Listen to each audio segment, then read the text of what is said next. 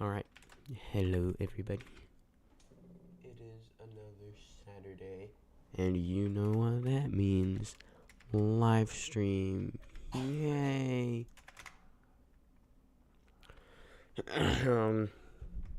Well, there's one person watching at the moment, so I'll wait before I do anything.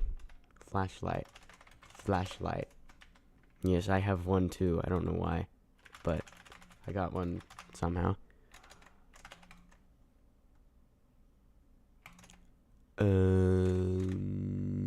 Two concurrent viewers. Yay. Yeah, today we're doing some playing Requested Towers live again. So, like the previous times I've done this, this will become a video. But I think today I'm... huh?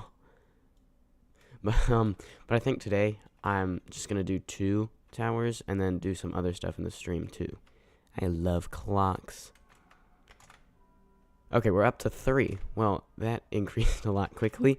Well, thanks everyone. Hope you're ready to begin, because that's what I'm gonna do. Is this a tower from the Discord server? No, this one's from a comment. This is gonna become Requested Towers 14, and 2 of the towers, I might change my mind and do more, I don't know, but 2 of them are what I'm gonna stream today. One of them is this one from a comment, and the other one I'm gonna do from a live chat.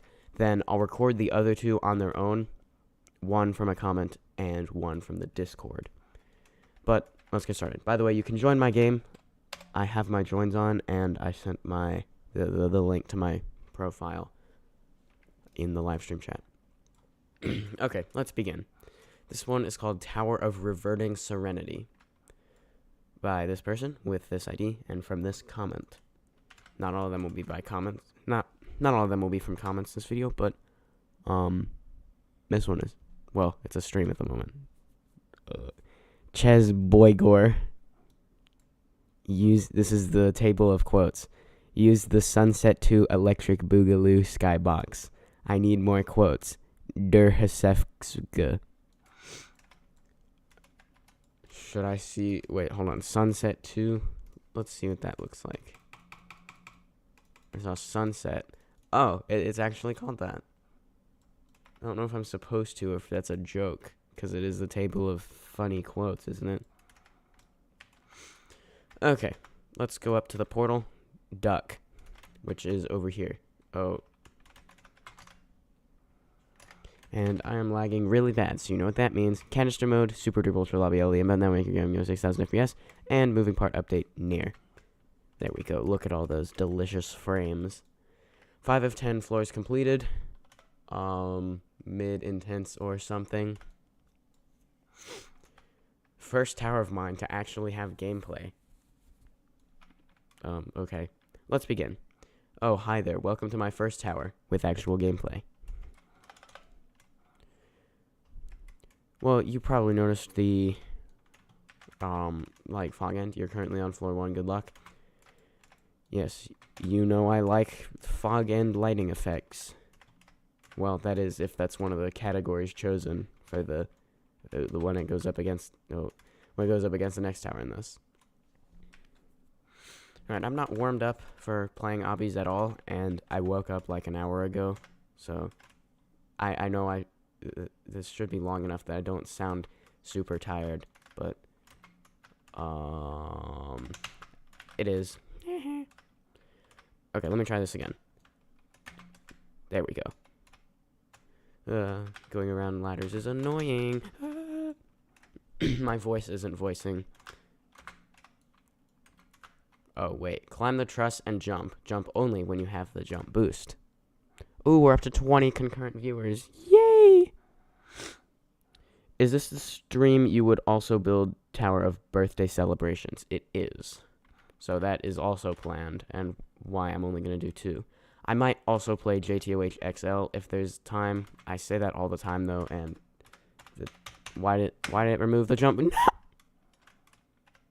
Ooh, hey, you've made it to floor 2. Congrats. Anyways, let's continue. Oh, well, it's a floor select, sort of. How do I get the items? I don't know. I don't know where I got this flashlight. It just, like, spawned in my inventory. I was on the... Oh, my gosh. Okay, hold on. What I'm trying to do is do enough of floor 2 so that I can jump down to where I fell from floor 1. Which this should work. There we go. Huh? Okay, we're just starting at floor 2 since the game doesn't like me, apparently.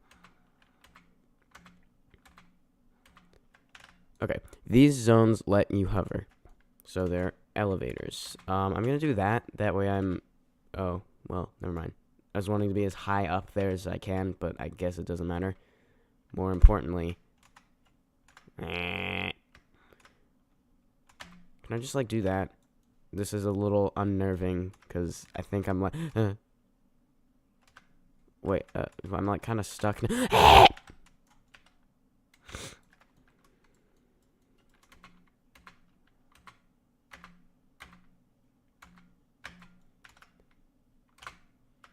No, okay. I gotta get this just right. Okay, that should be good.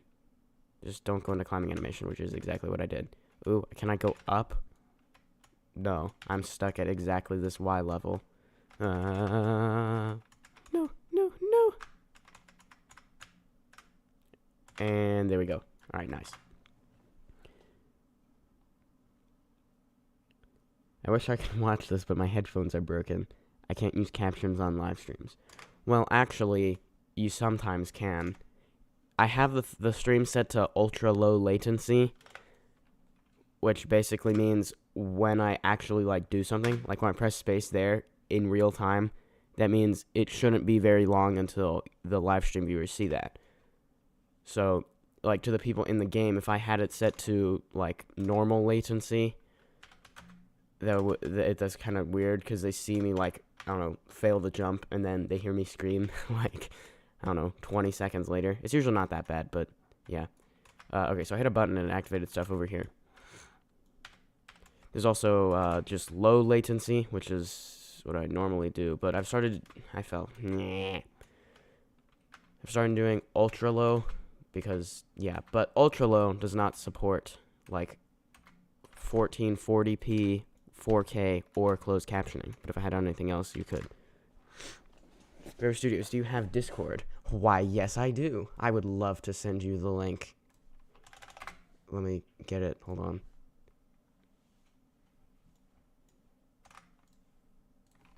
Join the Discord. There you go.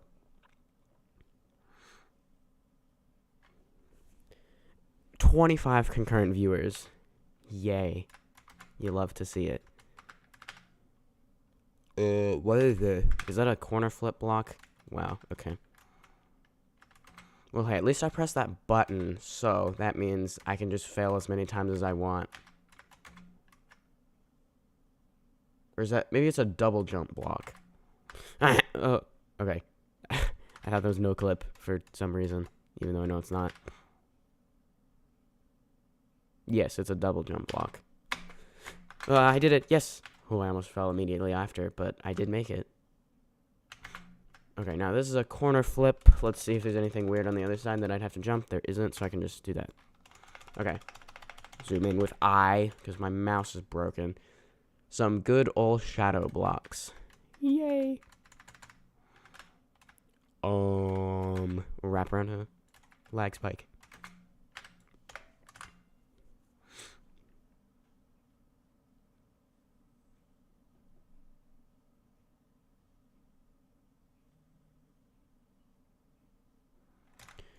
Okay. Lag. Again. Why is lag? Nah. Okay, that's probably another elevator. I think that's what black outline was from earlier. Yeah, just don't get pushed off the thing. There. Okay. And this is another flip block that will take me up to there. And I can see that it goes, like, far beyond, like the top is way above here. So, like, when I press F, it'll reflect me across, like, the axis, or, like, the middle. So, like, here. If I were to press F here, that would mean I'd only go, like, here. So, like, if this didn't go far above there, that would mean I'd have to press F right at the bottom, so I'd go right to the top. But since it goes far above that, I can still press F, like, here, and end up here and be good. There we go. Scary. Okay, we're good. Just don't press F again, because that would not be good. Okay, shadow block again. More or less, it's semi-transparent, which I guess is a good thing. And I see dress. Oh, I wasn't supposed to do that. Go back around without falling, please. And jump. Scary, scary, scary, scary. Ah!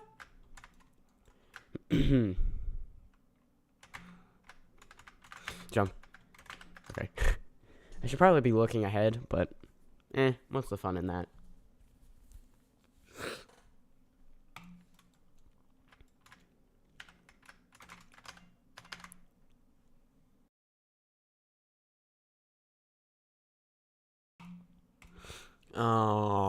Okay.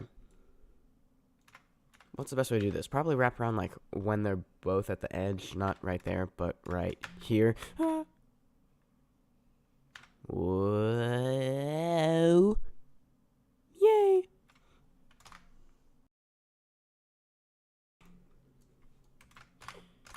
Okay, more shadow blocks. Just gotta make sure I know where I can and can't jump. There we go. Like, where the wraparound would be impossible, I mean. Okay, another elevator. So just wrap and... No! I fell. Where? That's so sad. You want to know why? Because I don't think there's, like, a floor select teleporter thing like there is floor 1 to 2. I don't think there's one floor 2 to 3, because I don't see one. Well, I guess we're going back to the start of floor 2. But at least I know what to do, so this shouldn't take as long, in theory. So, don't go that high up in the elevator. That should be good. And don't go into climbing animation, which is exactly what I did. And don't get pushed off the elevator by those moving parts. Or just fall out of the elevator for no reason. Or do that. Okay, this is going... Huh? How do I magically get teleported back? Well, that works.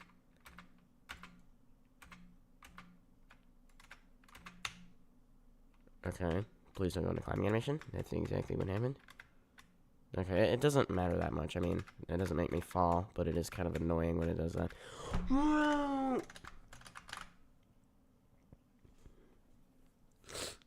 Where can you join the Discord server? Right here. And that's the link. Join the Discord. Well, I was going to, but I accidentally hovered over the Windows, like, weather thing, and then it covers half your screen with random news stories that I don't care about. Yeah, I got jump scared by that.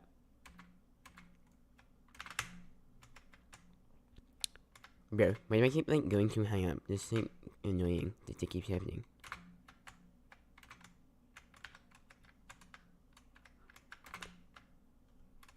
Is that right? There we go.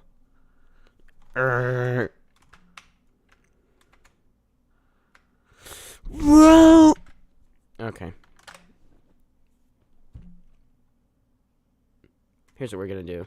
I didn't quite play much of floor 1, so that I can make this be at least like 5 minutes, or around like 5 minutes in the video when I edit it down.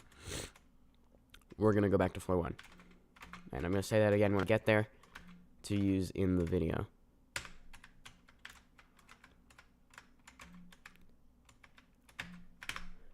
Oh, right. I forgot about that.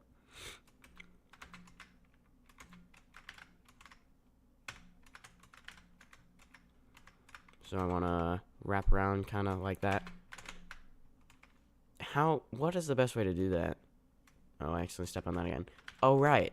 What I was originally trying to do, which was, or like the first time I was at floor 2, which was this. Okay. You know what? I'm going to go back to floor 1 and try to not fail immediately. Okay, so I lose the jump boost after like 1 second. Why did it...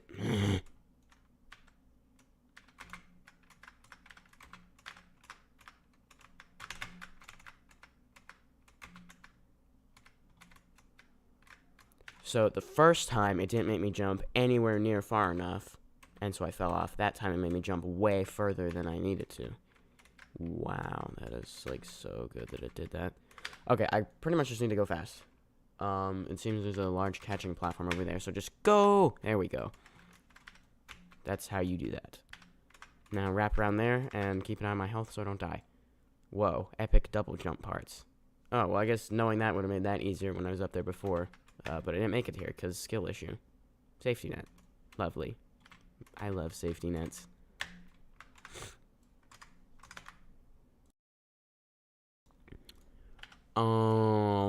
Okay, so trusses. I won't really be able to climb up there unless I do some insane ladder jump thing, which probably is impossible anyway. So I want to jump on, like, the inside, the side spinning facing this. So, probably right about here's when I want to jump. No!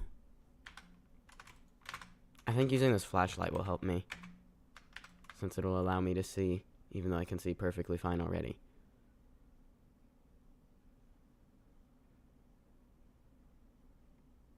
Yeah, what's the best? I could easily make it onto there, but that's the wrong side. Jump! Yeah, is that even possible? I feel like it's... Oh, wait, I don't have to. Oh, I do want to jump on that side and then just jump off. That makes more sense. Okay. I was overthinking it. Or thinking it wrong. So instead, just do this. Huh? Huh? Okay, this flashlight is useless. It's not helping me at all. Okay, there we go. Now let me just... Don't use shift lock, probably. Unless it's trying to be annoying. And push me off. Which it's not after I don't use shift lock. Makes perfect sense, I know. Anyway, do that. Almost missed it, but I didn't. Okay, now that's another double jump block. I'm gonna want to double jump and get onto truss. No, no, no, no, no! Do they have a cooldown, or can I just infinitely jump on them? They do. I guess that's what that box that, like, appears inside of them means. That thing.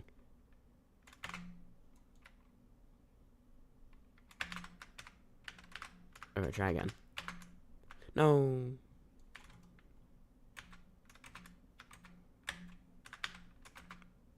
Well, hey, I'm getting good at this part. Now that I know that what I'm actually supposed to do. Oh, there we go. Alright, third time's the charm. Or was it the 5th time? Because if you're watching the video, you wouldn't know, because I could have cut out 1,000,000 failed attempts. So, 1,000,000th time's the charm? I'll probably hit my head there unless I, like, wrap around, which I don't really want to do, but I guess I will. There we go. And get to the center. Jump and press the button. A big arrow has activated, and so has a zip line. So, no!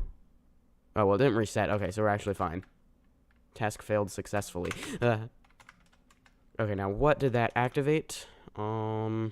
It activated... Oh, right, I remember seeing green platforms over here. It was... Okay, it deactivated those. Now, hold on. How do I want to press F here? I'm going to want to just jump and press... Oh. Well, that's okay. I can just go back around to that point, and we'll be fine.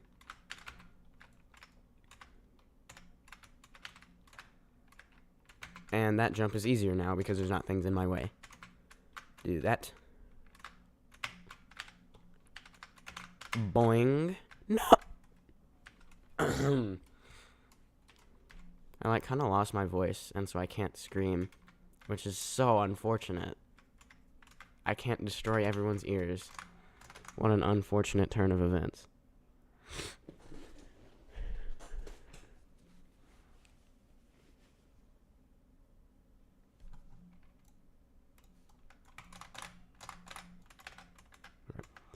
Jump. Jump. Jump. No, bruh. Gonna try again.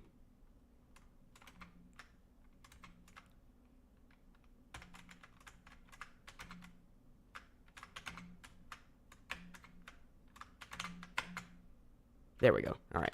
I almost didn't make it, but I did, so not complaining. Now, there's another flip block. You can see it goes, like, well over that, so I don't need to go right to the edge of here. So I can, like, do that, basically. Okay. Another double jump block. Hopefully this one's not as annoying, which it isn't, or I just got lucky. Okay. Okay. I pressed F an extra time, but it was fine, because on that extra time I wasn't inside the flip block, but that could have been bad.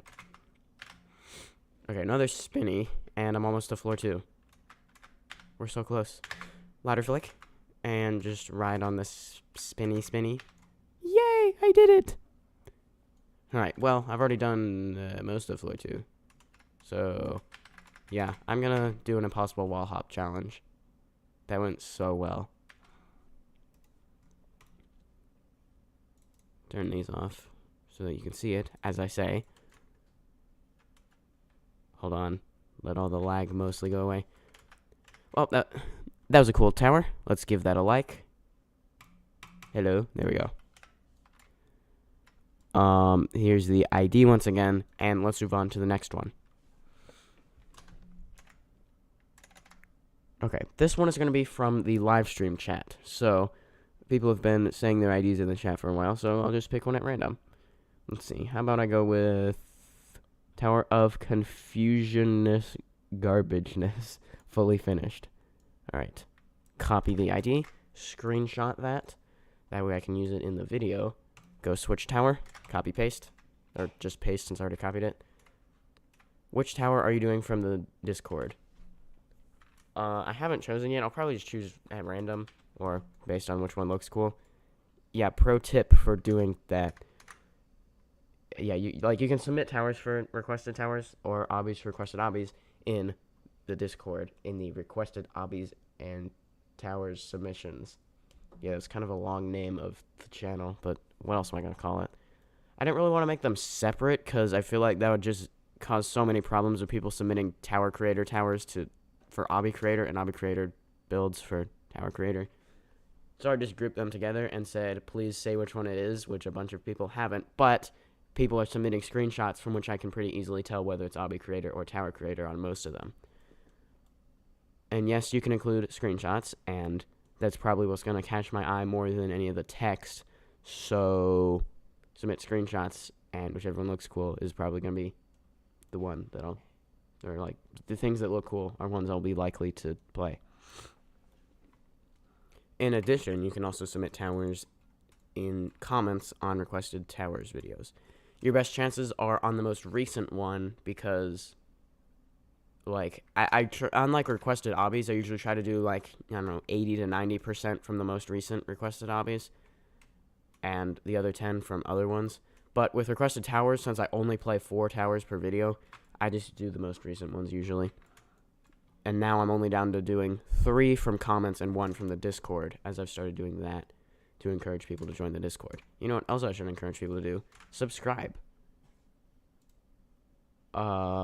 Because we're like, we're 28 subscribers away from the 4,000.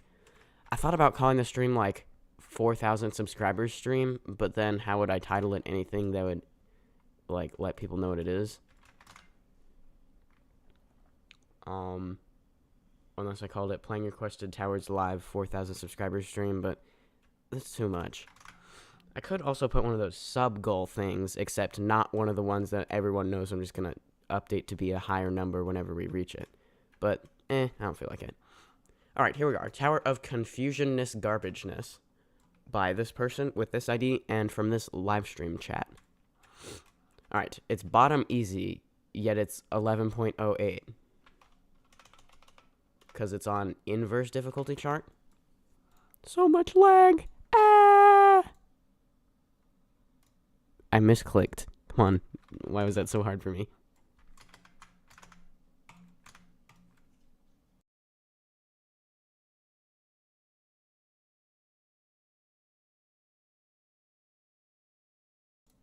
Okay, hold on. I'm trying to get my alt tabs right. There we go. I was muted for test. Yes, I didn't forego to unmute it. Come on. Alt-tab between YouTube live stream dashboard thing and Roblox. There we go. OMG, Roro Studios. Hello. This isn't easy. Uh-oh. Is this catastrophic? Whoa! An imposter? Hold on. Wait, doesn't... Who is that? Is it anyone here? Well, I mean, obviously, I look like me. Hold on. We gotta investigate this. No, I think... I don't really know. I'm the real one. I can prove it by saying I'm the real one. Yep. Yeah. There's an imposter among us. But would it be possible to recreate this? I'm the fake one. Okay, you just admit it. No, wait. I'm real. Whoa. Anyway, would it be possible to recreate my avatar? I mean, obviously, if you had all the items, but let's see. What would you need? You'd need this hair, which is from one of the Roblox toys. So you need that. You'd need these wings, which you could get from the hunt event by doing all of them, and buying the, like, bling track thing, and getting this limited hat, which is, when I bought it, it was like 2,000 Robux, but now it's like 10,000, so you're gonna have to empty your pockets for that one. Or, that's not what people say that for. Empty your pockets of money, and probably find some more money. Never mind. And you'd also have to buy these shirts, which you can buy in Roblox discs. I mean, and you'd also have to buy this shirt and this pants, which are for Tower of the Planets. You can buy them for 5 Robux each in the Roro Studios fan club. Yep, forgot what it's called. And I fell.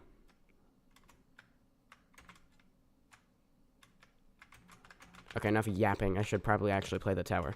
I did 1 jump, or like 2 or something. There we go. Oh, well, there are at least a floor select. Okay, I was gonna be like, do I need to go to a private server? And then hope the game just decides it's gonna let me load it. This is a wall hop on a 1 stud. Oh, I forgot it's fading. Okay. Hi, this is actually catastrophic. Floor 1, mid-high, terrifying. Floor verified. So it has been verified, so I know it's possible. Bleh. You know what? We're even gonna decrease the camera sensitivity. I mean, whichever one of these bars is the one I want. There we go. Did that fix the lag? No, because I fell, and I'm gonna blame it on the lag. It helped a little bit. Okay. What do I even jump? How are you jumping on air? Oh yeah, that's not happening. Okay, we're gonna go somewhere else. Mid-high horrific legitimate mode. No teleportation, and you will do this legit. Let's just go to the next part. Floor 2A, bottom catastrophic. Okay, so if I couldn't do low, mid, terrifying, then I definitely can't do this. Ah! Okay, so it's sort of like a really, really hard classic tower, I guess. That's what I'm noticing here.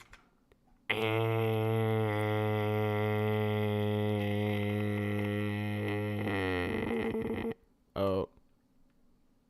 Yeah, I need to, like, not do that. No. Alright, next floor. I definitely did that legit. And, yep, the people who watch the live stream can definitely tell. Oh. Most of the floors are verified by my friend. Let me screenshot that since I'm probably gonna, I don't know, just in case I use that in the video when I edit it.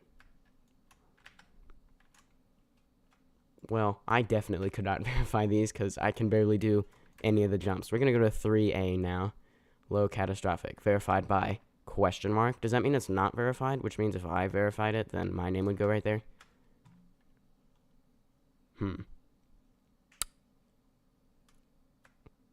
Well, I know I can't do a 5 stud stick out like that. That's definitely impossible. Oh, I go over here. Maybe I should use my eyes.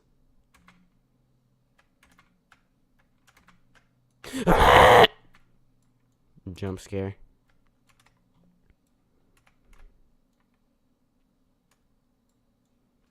Okay, so that's a conveyor. That's a conveyor. Ooh.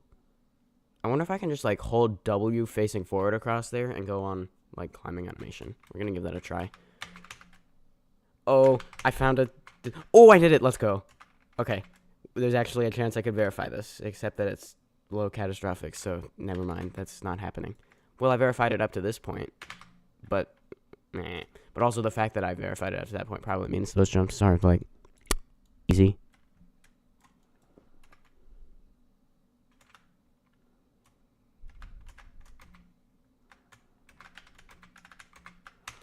Oh, right, I forgot that one conveyor was a conveyor.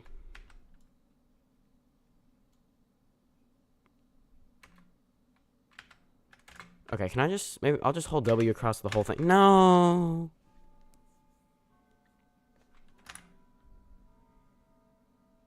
There is a third imposter? Where are the imposters among us? Well, you're not. There you are. How are you even doing that? Is there, like, some thing where you... How can I prove that I'm the real one? Too many imposters among us. Well, you could watch the live stream. Like, if you're looking at that, you could see that I'm the one over in this corner at this moment when I say Among Us. There. Anyone else who does that after me is fake. There we go. Okay, well, if I couldn't do low catastrophic, maybe I can do low extreme. Except that's not funny, because normally I'd say, like, well, obviously if I couldn't do a difficult difficulty tower, then I can do an intense difficulty tower. Or something. But since this is actually lower in difficulty, that's not funny. But maybe now it's funny, now that I explained why it's not funny. Which is always so funny. It put me straight on the... Okay, good thing that's not a jump scare conveyor. I feel like this is a jump scare conveyor. Called it. Oh, no! Alright, what's the easiest floor here? I saw one that was, like, remorseless. High peak remorseless. Yeah, that's... Okay. We're gonna go to floor 5B. Since this appears to be the easiest. Or mid-high, not high peak. Uh-oh. Tower of Inception moment. What? There are insta-kills?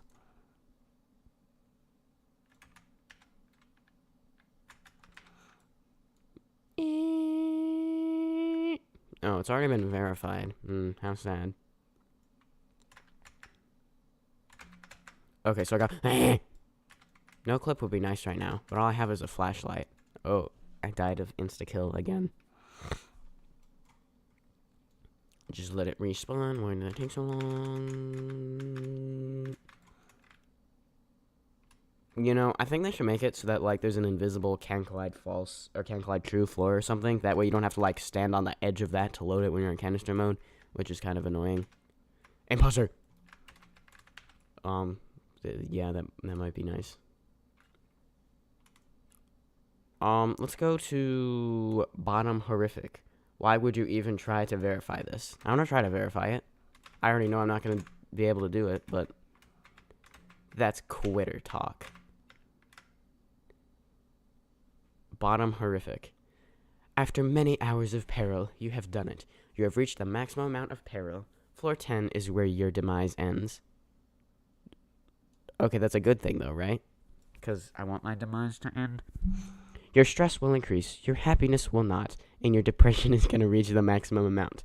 I won't believe in you after so many obstacles I tried. Rot like an apple. Huh? Oops, I forgot how to play this game. No! See, like, it disappeared right underneath my feet, and this is kind of annoying, so I think I should continue.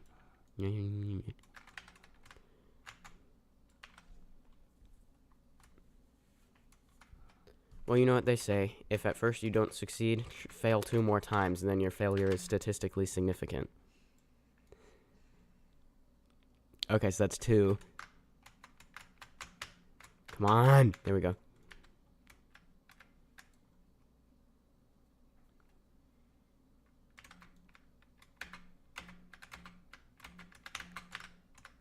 I have an idea. Speed glitch. How do you do that?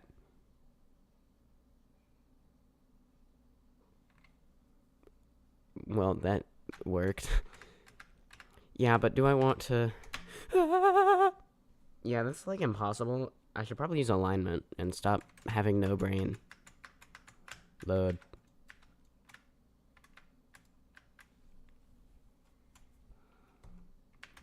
Okay, well, I failed 3 times, so my failure is statistically significant, but I'll make it more statistically significant. Nah.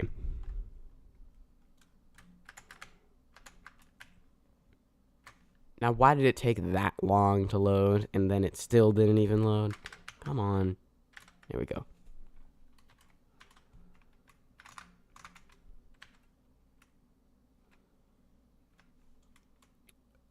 Let's try low extreme 7B, since I can't do horrific, obviously. Okay. Ah! Okay, well, I fell down to here. I'm just gonna go with that. Yeah, and just keep going, because this is definitely a legit run. So, yeah, I'm not just gonna reset because I fell a bunch of floors. What does this do? Nothing. Okay. No! Alright, peak remorseless. Oh, yeah, I did want to try this anyway. Or, wait, no, I've already actually completed it because, like I said, this is a legit run. And, yeah. It'll be funny in the video where you haven't seen that I used the teleporter, even though you probably did. How do I even... Oh, I high jump. It's probably a jump scare conveyor. Scary. Scary. Scary. No.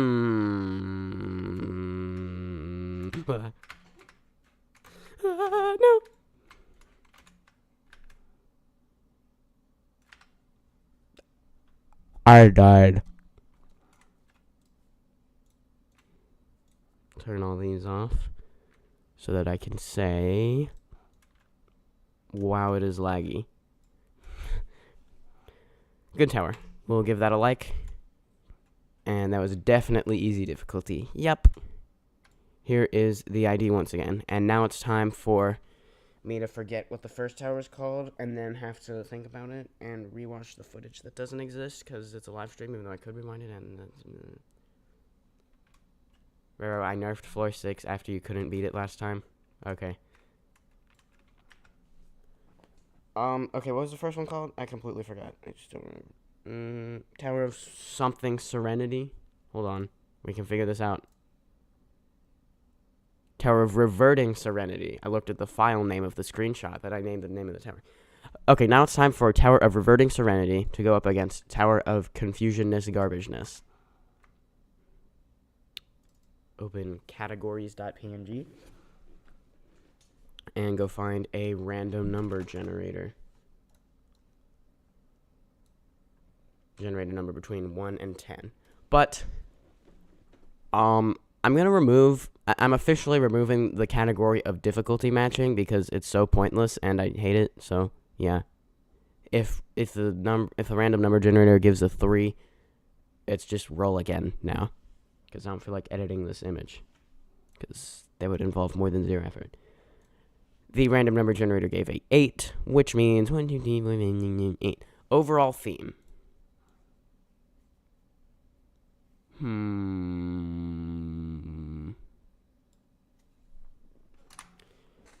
going to give that to Tower of Reverting Serenity. I liked the use of lighting to make it feel serene.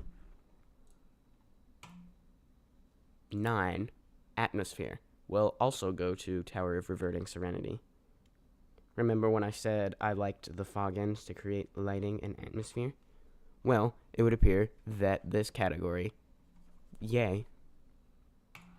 Okay, so that's 2 of 3, so that means Tower of Reverting Serenity moves on to the finals of Requested Towers 14.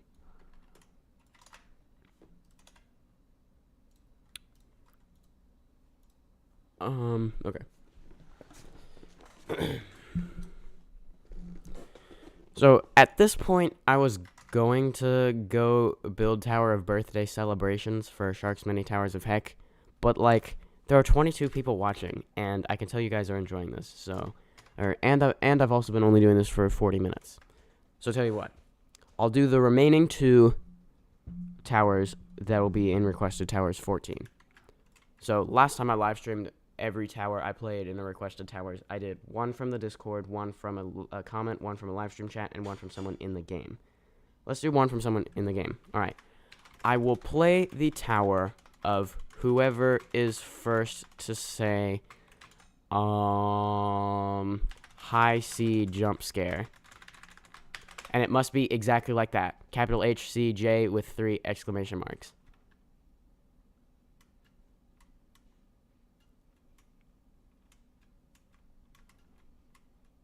You got it. Okay. Marcel plays YT, which that is here. The lag is so bad. Does this say your display name or username? I don't know. I'll be looking out for both this and this. So, switch tower? Nope, wrong thing. Where's the, like, teleport thing? Teleport.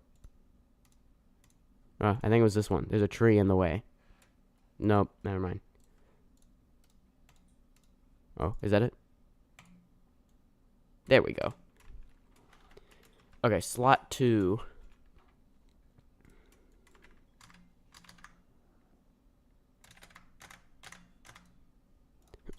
This lag is so bad. I'm watching a PowerPoint slideshow. That joke is so underrated. Look at all those frames. Okay. This is Tower of Ultimate Pressure. Wow. That was... Ooh. Various glitches required. Probably inconsistent with its difficulty. 9 of 10 floors done by Marshall.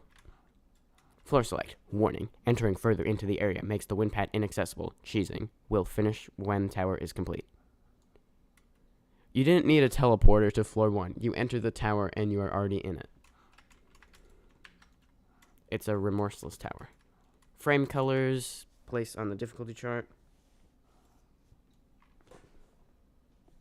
So mid remorseless. Oh yeah, it did say that. Oh no, mid high remorseless.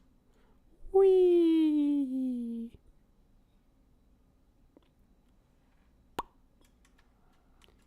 These jumps are actually possible. You just have to be good at obbies. Am I good at obbies? It would appear that I am. Yay! Alright, outside that little opening section, I guess. This is a safety net, right? I can just... Yeah, it looks like it. Zoom back in. Oops.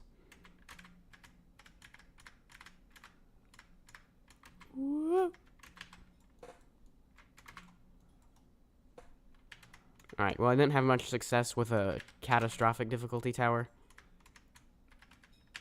Hopefully I'll do better with a remorseless difficulty tower, even though I didn't do quite so well at the remorseless difficulty floors. Oh, this is in fact not a wall hop. Does that mean this is a wall hop? Or isn't? No, it is. I gotta do that. Okay. Conveyors. How fast do these go? As fast as they look like they're gonna go. So... There. No! I fell. How sad.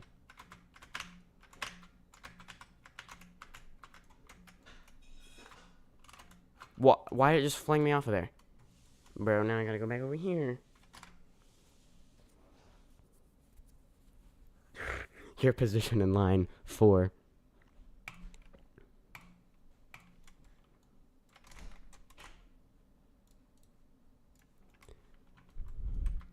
Dude, remember trying to join people on the classic event and people like there's no reason you needed to stay in the game for more than 1 minute to get the item from the like YouTuber people giving the items out, but people would just stay in there just to be annoying. That was so annoying. At least here you kind of have a reason to stay. People will eventually leave. I was gonna do this on a private server, but the first tower I was gonna play decided it didn't want to load, or the game decided it didn't want to load it. You know, where it just is annoying and makes my life difficult, and only works on a public server. Alright, floor 2, with a safety net. And a whole lot of lag, which is no different. Did I forget to turn on super duper, wait, huh? Why do I see that over there? Oh wait, that's... Okay, never mind, just ignore that. I just forgot how this game works. Scary. Whoa. Whoa. Whoa.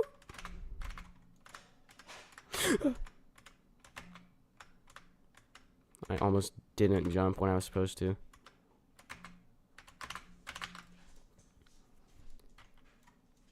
Roro, I eat onions. When was the last time I ate an onion? Probably last time I ate a hamburger. Oh, I'll do that strat. Here we go. Why am I slipping here? Because ice. What do you think it would taste like to just take a bite out of a whole onion like an apple? That'd be so delicious. No! No!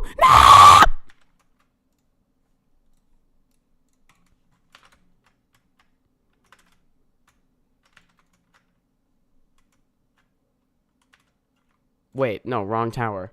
Hold on. Hey.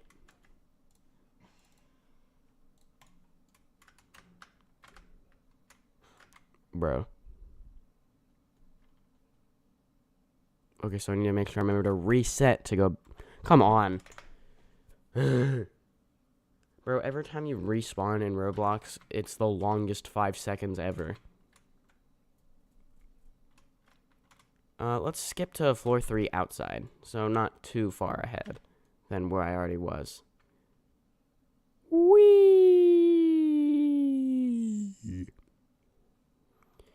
I'm not sorry for sending you here at the final moments of floor 10. Huh? This is floor 3. Maybe there's like a floor crossing or something. Let me high jump there. That way this is easier. Or is that the intended path? I don't know. I don't feel like checking.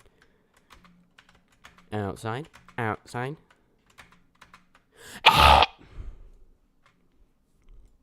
Okay, just respawn. Don't use the teleport button.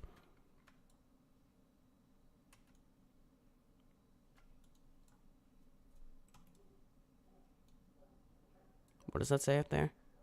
Tower of Ultimate... It keeps disappearing. Ultimate Pressure. Oh, hey, that's the name of the tower. Crazy.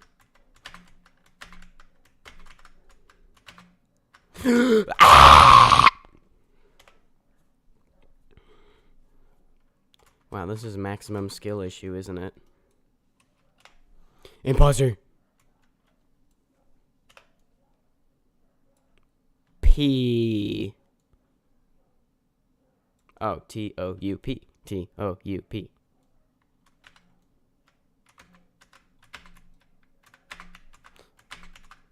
What is that? Pressured, the Roblox game? Or Pressure? Is there a game on Roblox called Pressure? I haven't heard of it. Why? I keep thinking it's attached to the frame, even though it's so not.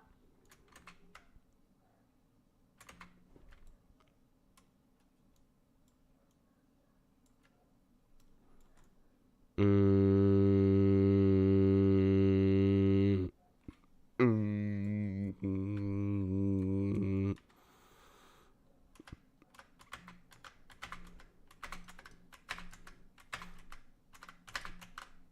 on, high jump. Okay. No more skill issue. There we go. These are actually attached to the frame. Let me just go into climbing animation on any of them that I can. As in, don't use shift lock. Except for right there, which I almost fell. Is this a jump scare conveyor thing? No. Oh. No!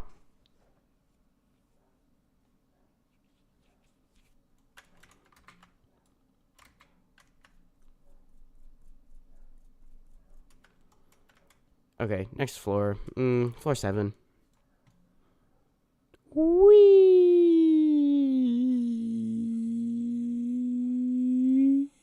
Oh, safety net. Yay. Boink. Oh, well, so much for that safety net. Or, no, never mind. It's like enclosed outside.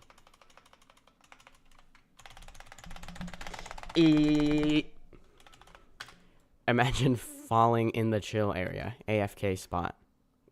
Whee! The chill area. Or, what did it say? The chill zone. Spinning insta-kill. Warning, do not touch. Does this actually insta-kill? Oh, well, I don't have no clip, so I can't figure it out.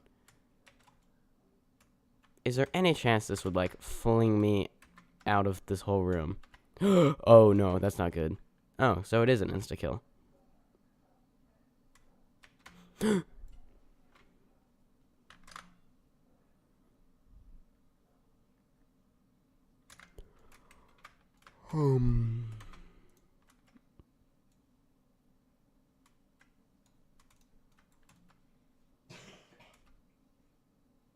Floor 7.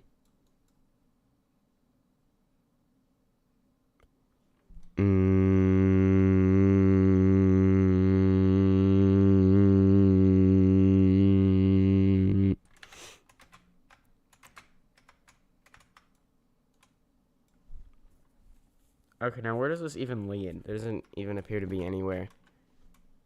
Oh, wait. Hold on. Let me go back. Did I even technically have to come in here? No, I didn't. Scary.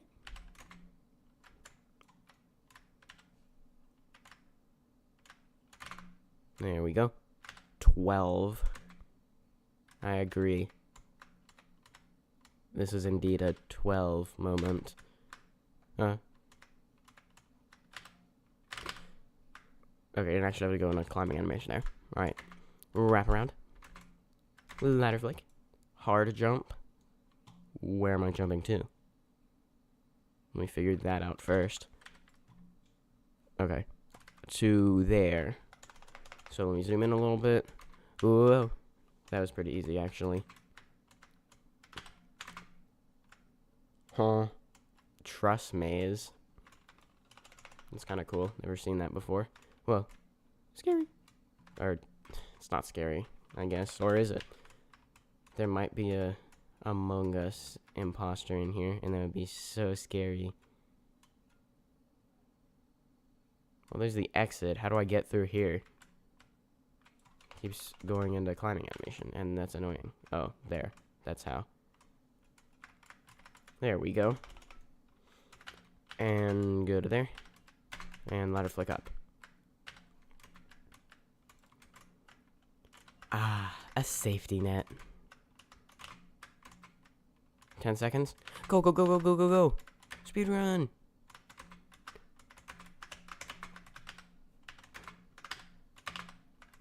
Yay.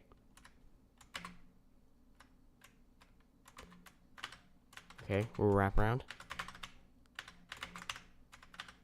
12. Does that mean this is 12 studs of distance? Let's find out. 1, 2, 3, 4, 5, 6, 7, 8, 9, 10, 11, 12. Yep, it is indeed 4 times 3, or 2 times 6, or 12 times 1. I did it! And I pressed the button. Yay! What does this button do? Or is it a button? No, I think I do see the button texture. Yeah, it's kind of hard to see with the neon, though. Wrap arounds or walk arounds.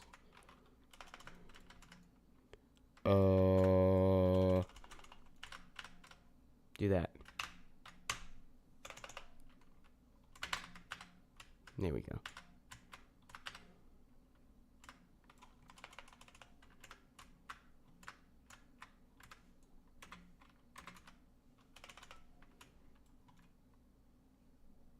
Among Us.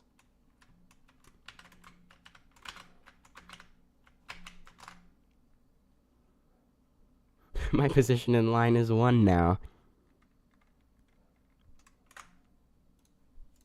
Yeah, nothing was more scary on the classic trying to join people when you'd be down to, like, after waiting like 2 hours, you were down to like 50 or fewer, and then the person live streaming, like, well, if it was someone live streaming, like one of the YouTuber people, and they were like, should I rejoin a server, like join a new server? That was true fear.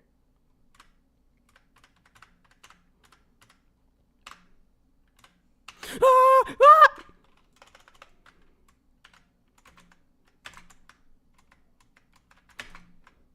Why is the path disappearing? Because you said the transparency to win.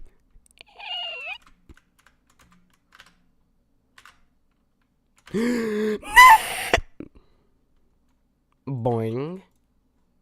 No, don't press the teleport button. Do reset. Okay, well, it's actually not too bad because I reached the next floor, floor 8, which means I can now just use the teleporter. Whee!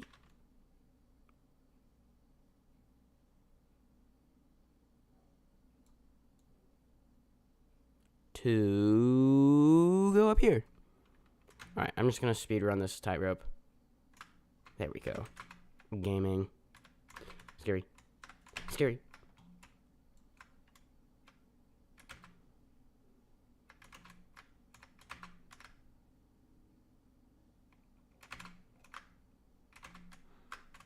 Ah. This tower isn't possible. Damageless. Sorry, Scout Hex. This has 2255 parts, by the way.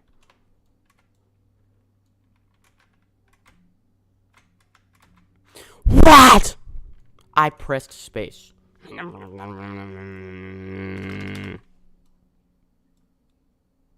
Oh, hey. Hello. Imposter! Alright, let's go to floor 9 outside. Totally legitimately. It was so much work to step on that teleporter, and now I finally made it to floor 9. Fall, and you go back to floor 4, complete this outside, and you go inside the tower again. Yippee. Nil. Oh no, it's nil difficulty. Oh, these are elevators. So if I just, like, hit the side of it with my arm as I, like, wrap around, we'll be good. Wrap around. And some jumps.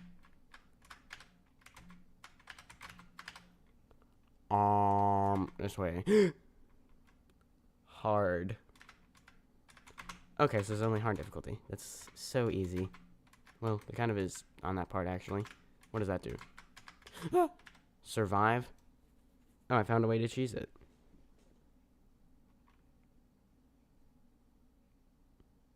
Oh, well, you fell.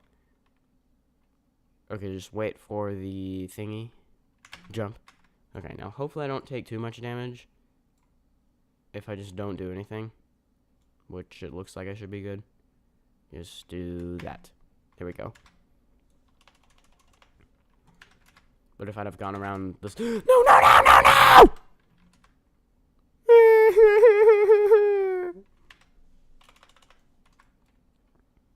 This is where you will get teleported at 9 outside. You need better gaming chair if you fell. Disclaimer, you may rage quit. Okay.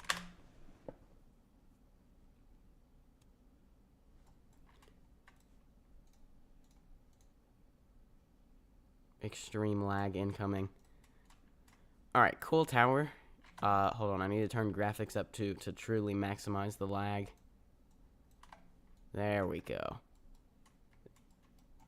Cool tower, we'll give that a like, and I can appreciate its view from a distance with all the background.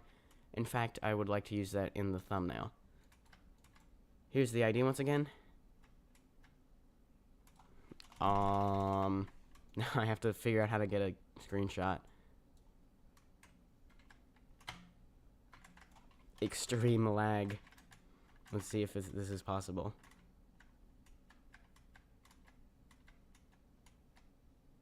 Community votes for TOUP's difficulty. Aw, only accessible at end of floor 7.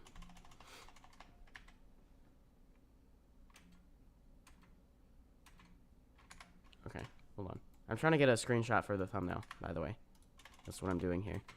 If I jump, then the thing in the corner is mostly out of the way.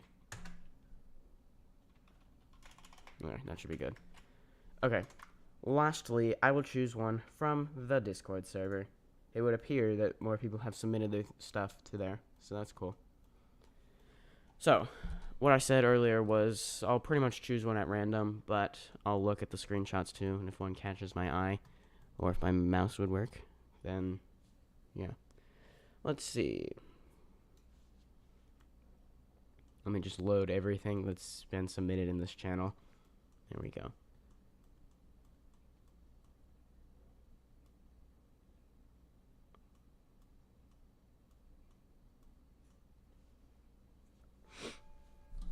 Alright, I have made a decision. Just let the clock chime all the times it's gonna chime first. Hold on. In the meantime, I will be copy-pasting the obby ID and screenshotting the message to use in the video. Long. Okay. Do that. I also need to, hold on, I loaded it in. There we go. Okay, so it is Citadel of an Innovative Essence. It's still loading in, but it has, or it was by this person with this ID, and is from this Discord message in the Requested Obbies and Towers Submissions channel.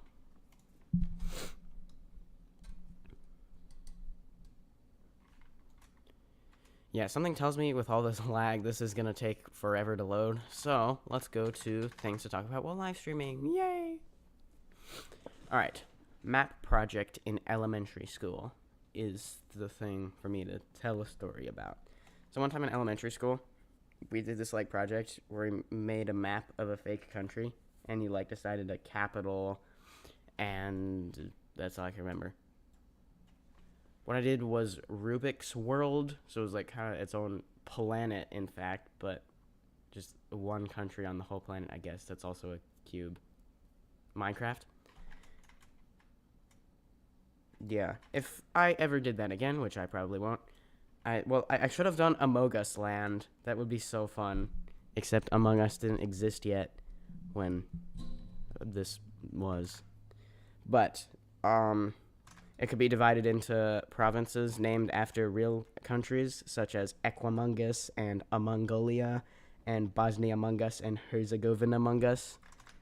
And the capital is Susstown. Yeah, I do at least that much. So, yeah. Oh, and you'd know the borders of the country of Among Us Land would be the shape of an Among Us. Moving water. Whoa.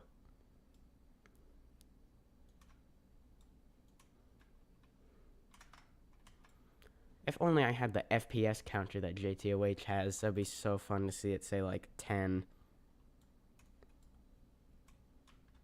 Although sometimes in SMToH it doesn't seem to be what I'm seeing. Like, it wouldn't be like SMToH for me never lags this bad, but sometimes it'll be lagging a little bit, but it'll still say 60. So that makes me wonder, like, how does it know the FPS? Like, some things within the game's code could know the FPS, but others maybe not. I don't know, like if your internet connection is does that usually cause lag? I don't know.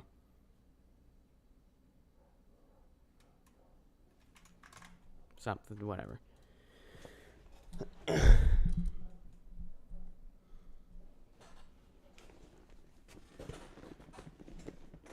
Roro, how old am I? Well, let me do the math. When I did the Q&A in 2021 for 1,000 subscribers, I was 1,337 years old. So that would mean 3 years from then, I'm 1,340 years old. And my birthday's in 4 days, so that means in 4 days I'll be 1,341 years old. Yeah. I think infinite years. Yes, I'm actually immortal. Well, we could all be immortal. We haven't died yet, so how would we know? Oh, it loaded in. Alright, nice. Our next tower is Citadel of an Innovative Essence. By this person with this ID and from this Discord message.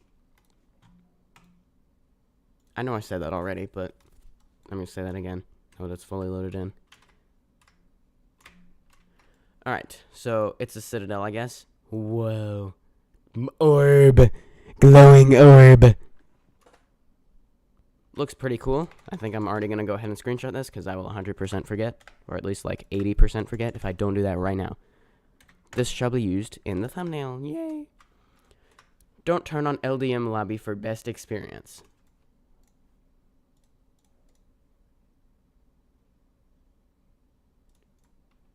Hold on. Wait. There we go. Ah, yes. This 2 FPS is making this experience so fun. The lag. Says the imposter. Yeah, well, sorry. I kind of have to turn on all the low detail things. Well, I mean, they're sort of low detail. Not really. This is low detail, though. High graphics recommended. Okay, you know what? This doesn't even help that much anyway, so I'll leave this up. Alright. Here we go. Well, I already fell. That's great. Alright. Conveyor, and I will jump onto there. Ah, no! This first part is pretty cool. There's no transparent wall of the frame, so it kind of feels like I'm in like a cave or something. Especially with like the edges around here and the Gilbert pit. I, however, have a skill issue and can't do anything because skill issue. Oh, hello. Imposter!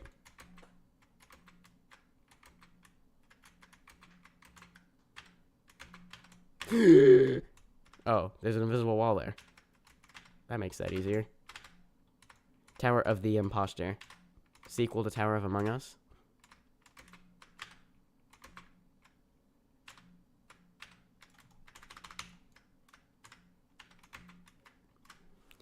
These parts fade.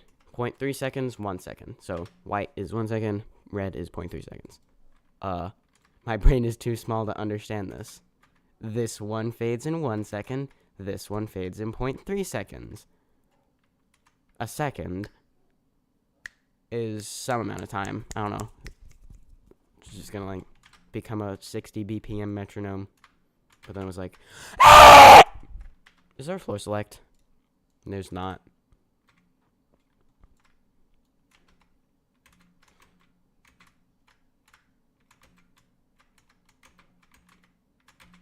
The lag.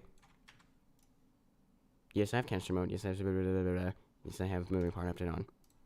So yeah, there's basically nothing else I can do to reduce lag. I can decrease graphics. Yeah, sorry. The sign said play with max graphics, but yeah, it's not working. Yeah, this sort of helps. It doesn't really, because...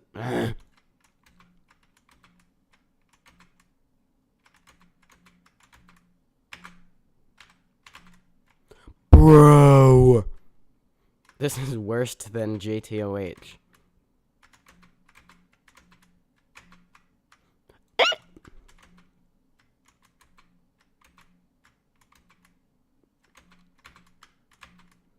What is causing the lag, though?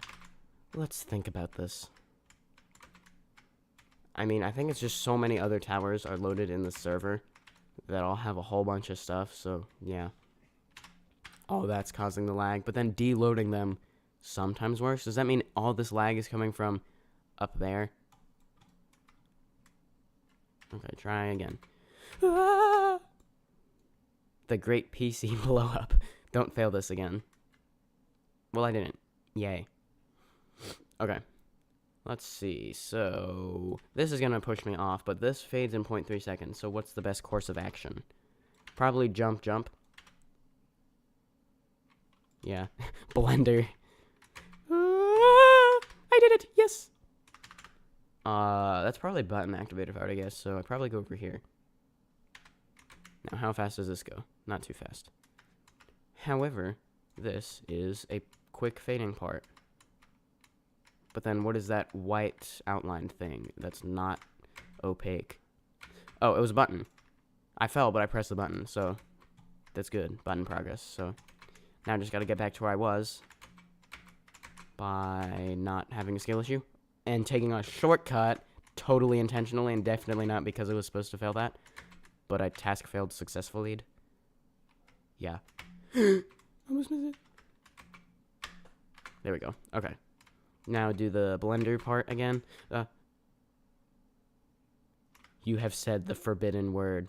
Roro, what's better, mangoes or onions? Mangoes. Dude, you know mango salsa? Like salsa with mangoes in it? It seems like that wouldn't be a very good combination of foods, but it is.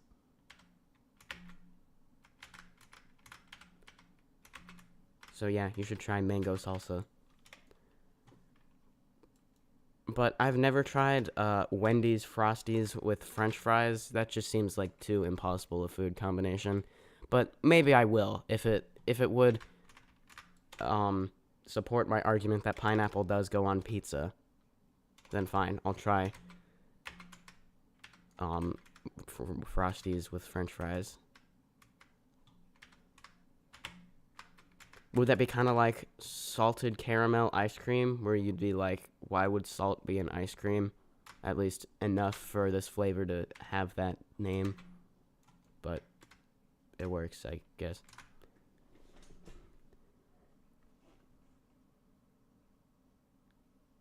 Trying to get in the video. Question mark. Yeah, this will become requested towers 14.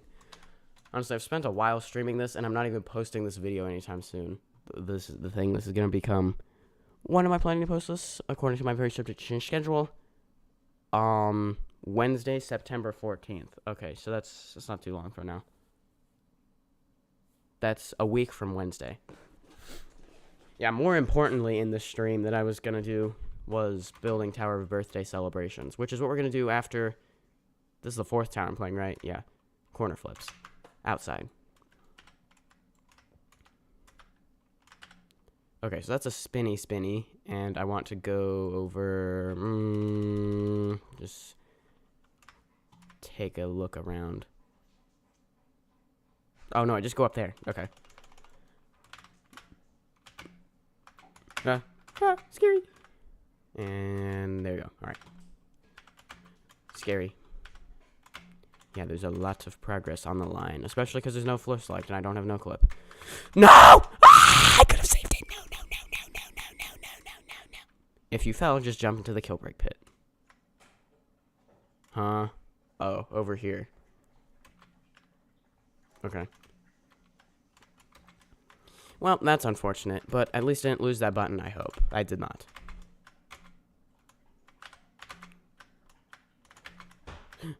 Lag.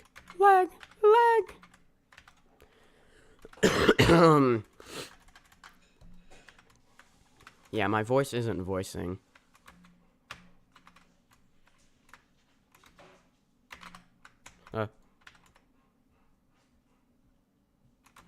Just rap.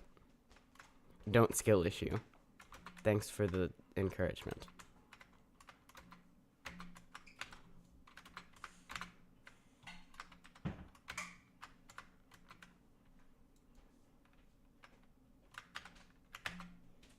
See, we're already back. That wasn't too bad. Alright, corner flip.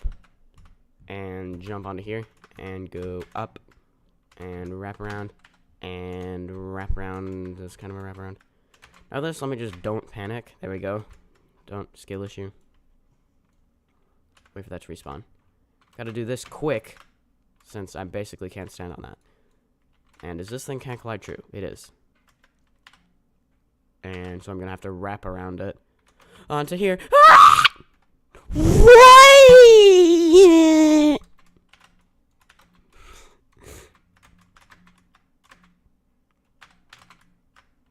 Replaying gameplay again. Skill issue. Skill issue.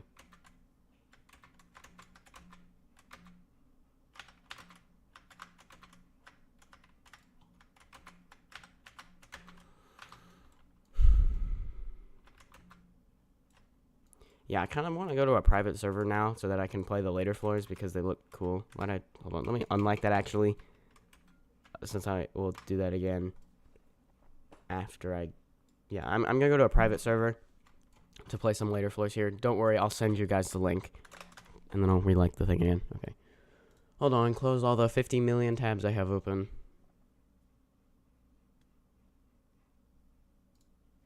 Okay.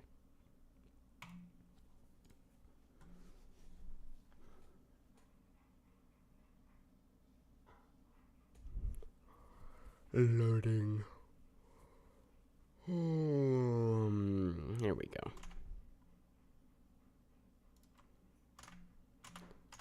And let me get the link ready while that loads. I go to configure. Then I can regenerate the link. That way it's like a new one. Yeah. Private server link. There.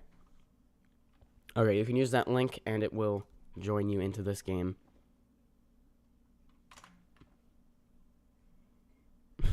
Send link or I cry.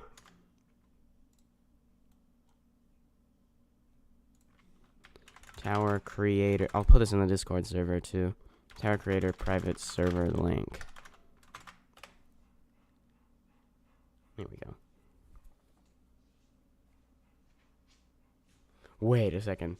The changelog of tower creator says added Hero Brian.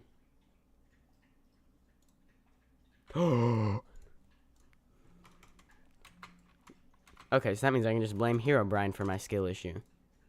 But you know what else I have to blame on my skill issue? The fact that I have to go find the ID again now that I've uncopied it by copying the private server link. So go find, here we go, there, found it. Then I copy the link, go back to Roblox, paste it here, hope it doesn't, okay, it's working. Yeah, it's all Hero Brian's fault. And now I have to reload the whole thing. And that's going to take a while. But look at all those beautiful frames. It's so amazing.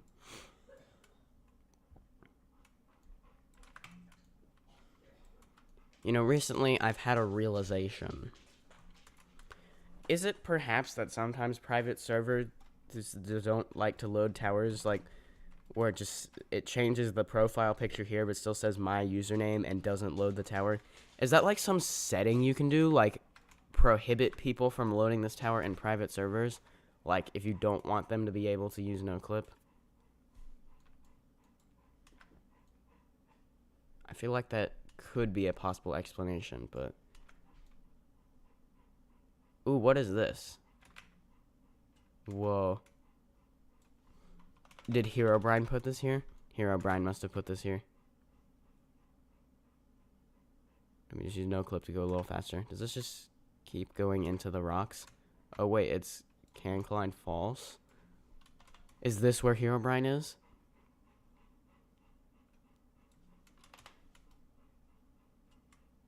This is suspenseful.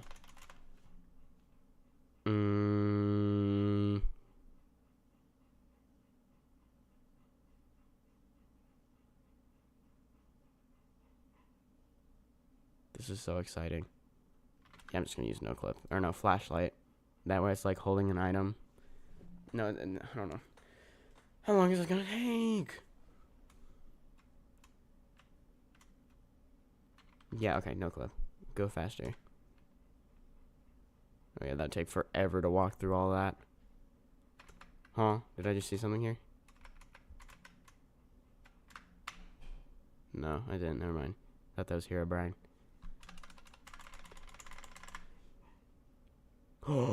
Whoa! Treehouse! Floating on... floating... thing. Roro, the private server link doesn't work. I think it doesn't work if your account is under 13. Sorry.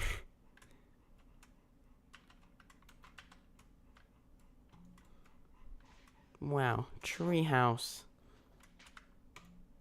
Is this Herobrine's treehouse? Or would it have no leaves if it was Herobrine's treehouse? Okay, now, next question I had. Let me go up to max no clip speed by spamming in for a while. By the way, is it in or is it N? The name of that letter. I can turn this up too. Whoa! No way. Yeah, I saw this earlier. This is what I was wondering. Is that this must be Herobrine? Yes, here we go.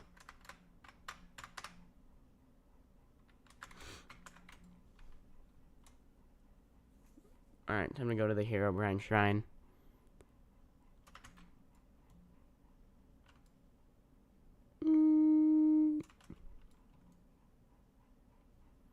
Is this like a super epic boss battle against Baldi? No, I think this is nothing. It's just here because why not?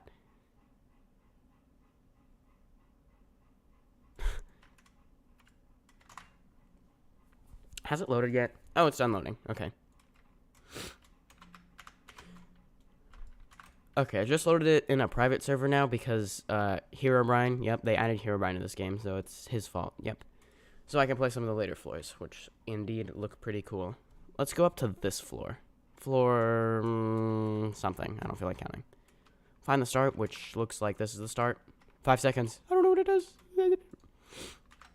Okay. There appears to be a 5-second countdown that is just, it's just resetting a bunch of times. I don't know what that does. What does that do? Or is it just an eyeball? No, and I'm still lagging.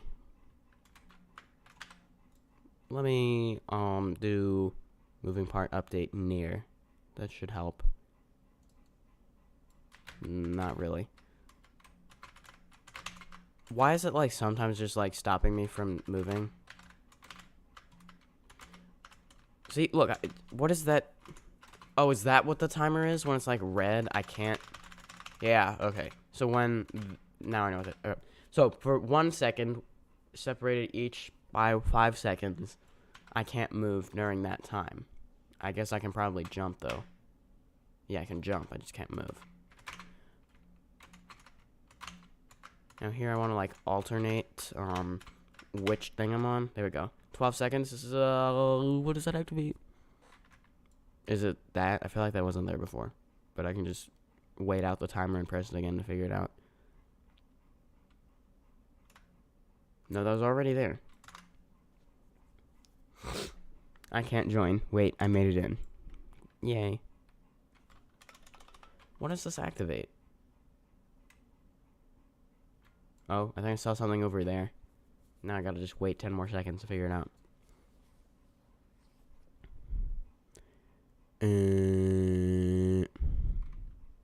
Yeah, there it is. Okay. So let me wait for that 1 second of can't move. 7. Let me move it. I don't have much time. Ah! No!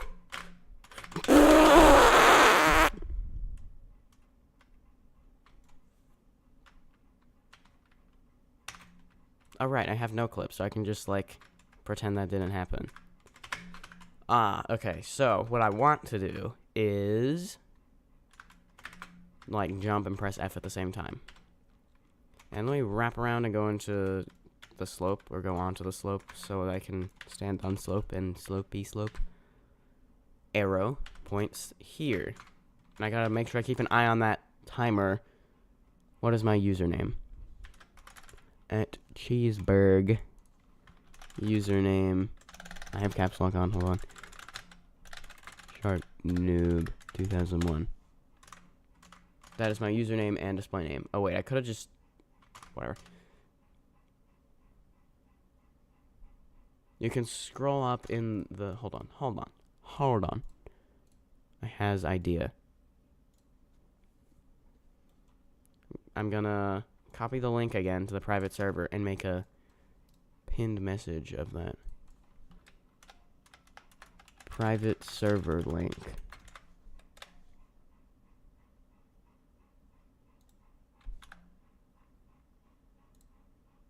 pin.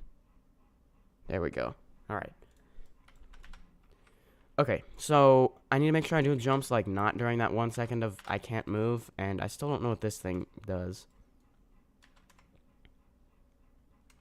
But I do see there's a truss on the edge here, so wait for that to reset again. Climb down just a smidgy. Hold on, let me do that there. Totally didn't use no clip to get back up here. Now, why is that being annoying?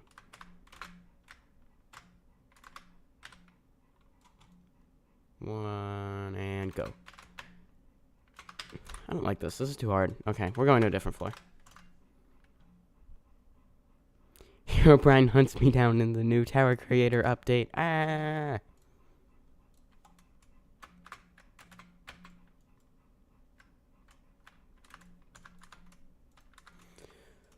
Okay, well, if I couldn't do that floor, maybe I can do a different one. Let's try the dropper. At least this is probably a dropper. I think it is.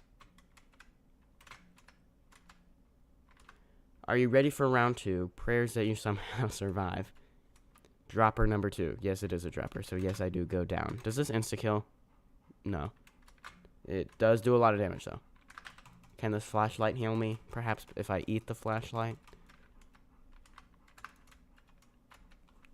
Now, where am I trying to get to? That's the real question. Dog. Ah, there it is. Just spam I for a while. Okay. I want to jump to here. And I'll hold the flashlight, because why not? Ah!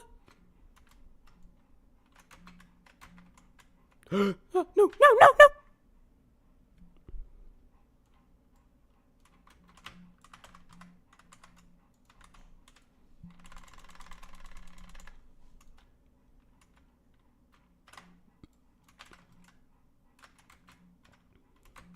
Okay, try again. I pressed space! It's Herobrine, guys. Herobrine is haunting this Tower Creator server. And also the other one. And also every Tower Creator server.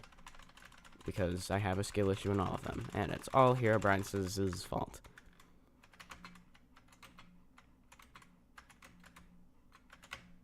There we go. Now I want to jump on this wedge. And do that. Nice. Alright. Round 1 of the dropper complete. Why was it an insta-kill? My voice isn't voicing.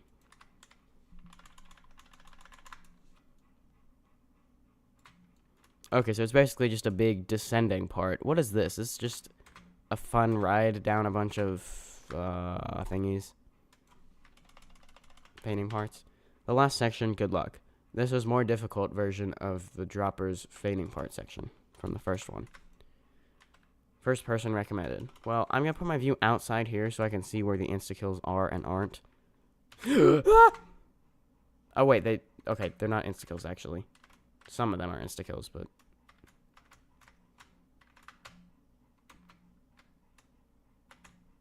I died. Now I see why this is difficult. Or remorseless.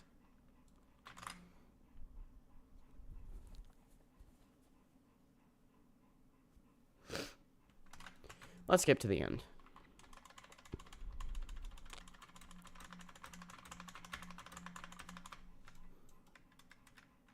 Here we go. 11.5. Hopefully you... I can't read it if I do that. Huh? Hopefully you didn't use... Why is it harder to see with more light? Hopefully you didn't use a lot of evil... Huh? 11.5. Hopefully you didn't use a lot of evil BP. Like the gas station. 11.5, pretty easy. 9.5 stud wraparound. Wraparound. What does that do? Nothing. GG. After I do a wraparound.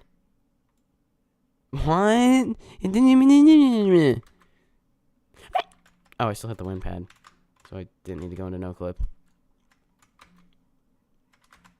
Yeah, I guess it's doing that because I didn't do it legit. Aww. Which is crazy that it would say I didn't do it legit, because I so did that legitimately. Alright, let's give that a like. Here is the ID once again. And that is going to conclude Requested Towers 14. Hero Brian hacked the wind pad. Yeah, he did. Alright, you can come over here for a screenshot. So, thanks for watching the video. I hope you enjoyed. Wait, I need to do the judging. Oh, yeah. Okay, hold on. This isn't the end yet. Hold on. What was the tower I did before this? I gotta remember, and my brain doesn't work. What was the tower I did before this? Oh, it's Tower of Ultimate Pressure. Yeah. Okay, so that was the final tower of the video, but now it's time for some judging. So, Citadel of an Infinite Essence will now go up against Tower of Ultimate Pressure from earlier in the video. Let me open up the categories image and a random number generator.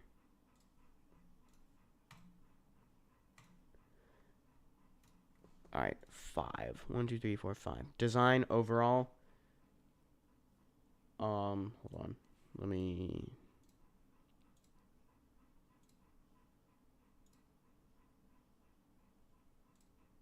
Hold on.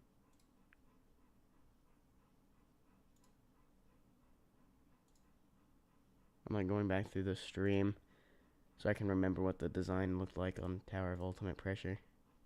Okay.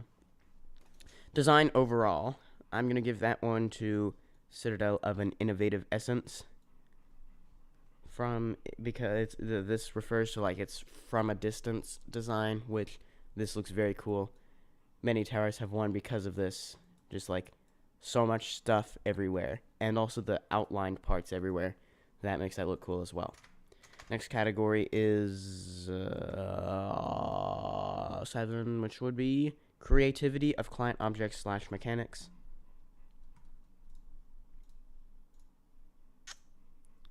I will also give that to I will also give that to Citadel of an Innovative Essence. I'm sure there are plenty more cool client objects that I didn't see because I didn't play because there's so much this tower that I didn't play. But I did really like that one where it's like every 5 seconds there's 1 second where you can't move. I thought that was pretty cool. And not really sure how you made that. Maybe with like push boxes on a conveyor timer type thing. Might be something like that. This was also cool over here with the fading parts, and you gotta like look ahead and act fast to all the kill bricks.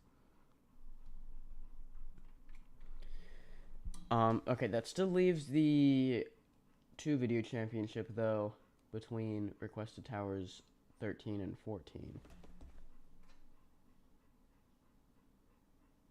However, you'll have to wait for the actual video of Requested Towers 14 to come out to see that. So, thanks for watching the video. I hope you enjoyed it. If you did, make sure you... Wait, hold on. I'm forgetting how to do everything.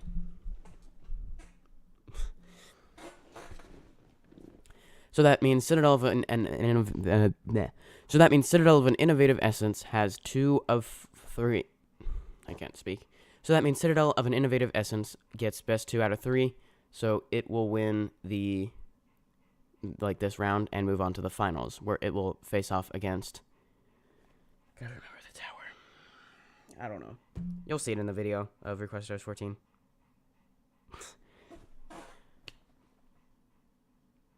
And you know what? I'll record the outro for that later. So, yeah. Hold on. I gotta get the screenshot. Wait. Print screen.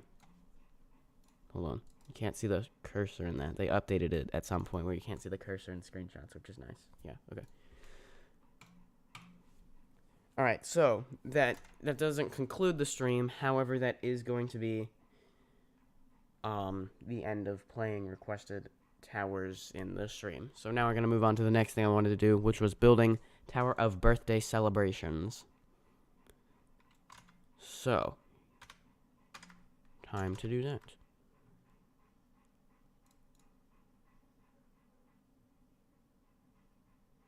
Hold on.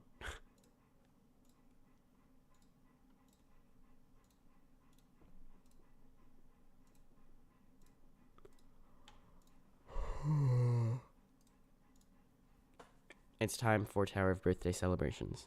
Yes.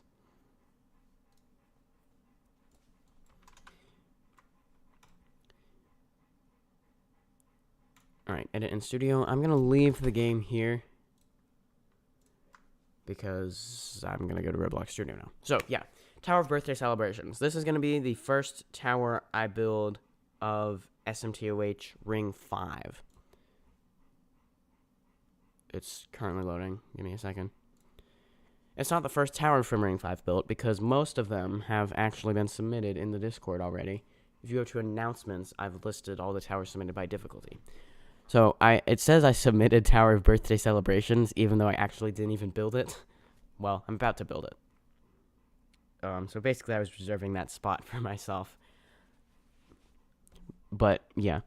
This might be the only tower, the only mini tower of Ring 5 I build. Like, I'll build the Citadel and Soul Crushing, though. But, yeah, it leaves a few spots still open to be submitted to. Give me a second. Toolbox. So that you don't see the output. Because, yeah.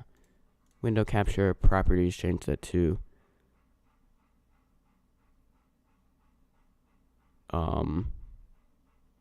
that. There we go. Okay. Here we are.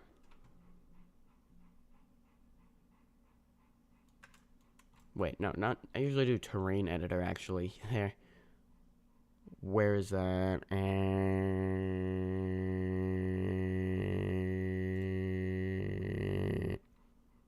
where is terrain editor? There it is. Wrong thing. Terrain editor. Okay. So, this place here, it is called Ring 5, as you can see there. I don't know if I'm gonna give the rings, like, names. You know how, like, in Ring 1, or in JTOH, Ring 1 is Limbo, Ring 2 is Surface. No, Zone 3 is Surface, whatever. No, Zone 2 is Surface, whatever. They have, like, names. I don't know if I'm gonna do that for this, but for now it's just called Ring 5. I can always rename it later. Now, currently it's just a base plate where I put in the tower kit. Later on, it will have all 18 mini towers here. The Citadels and Soul Crushings will be built on their own place.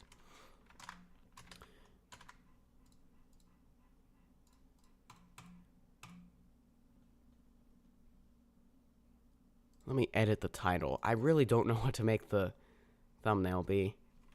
Building Tower of Birthday Celebrations Live. Roblox SMToH. Let me give it a description. In this live stream, I will be working on building Tower of Birthday Celebrations, or TOBC. A easy difficulty mini tower for SMToH, or for Ring 5 of Shark's Mini Towers of Heck, my JTOH fan game. This tower is being built to celebrate my birthday, which is in just a few days.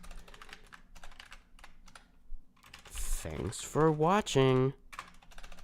Now about the thumbnail, I have no idea. I'm just gonna make an MS Paint thumbnail. This is gonna, I'm sure so many people are gonna click this. Draw I know you can't see me drawing this.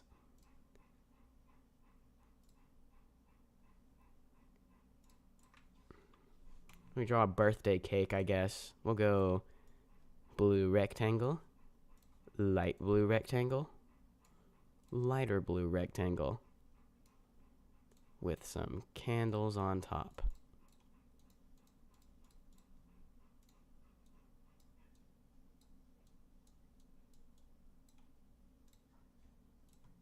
And fill them in. There we go. and a text box saying, we'll say, well, how am I supposed to show the tower I haven't built yet in the thumbnail? And make the text pretty large so people can read it on like a small screen. There. And I'll write Tower of Birthday Celebrations.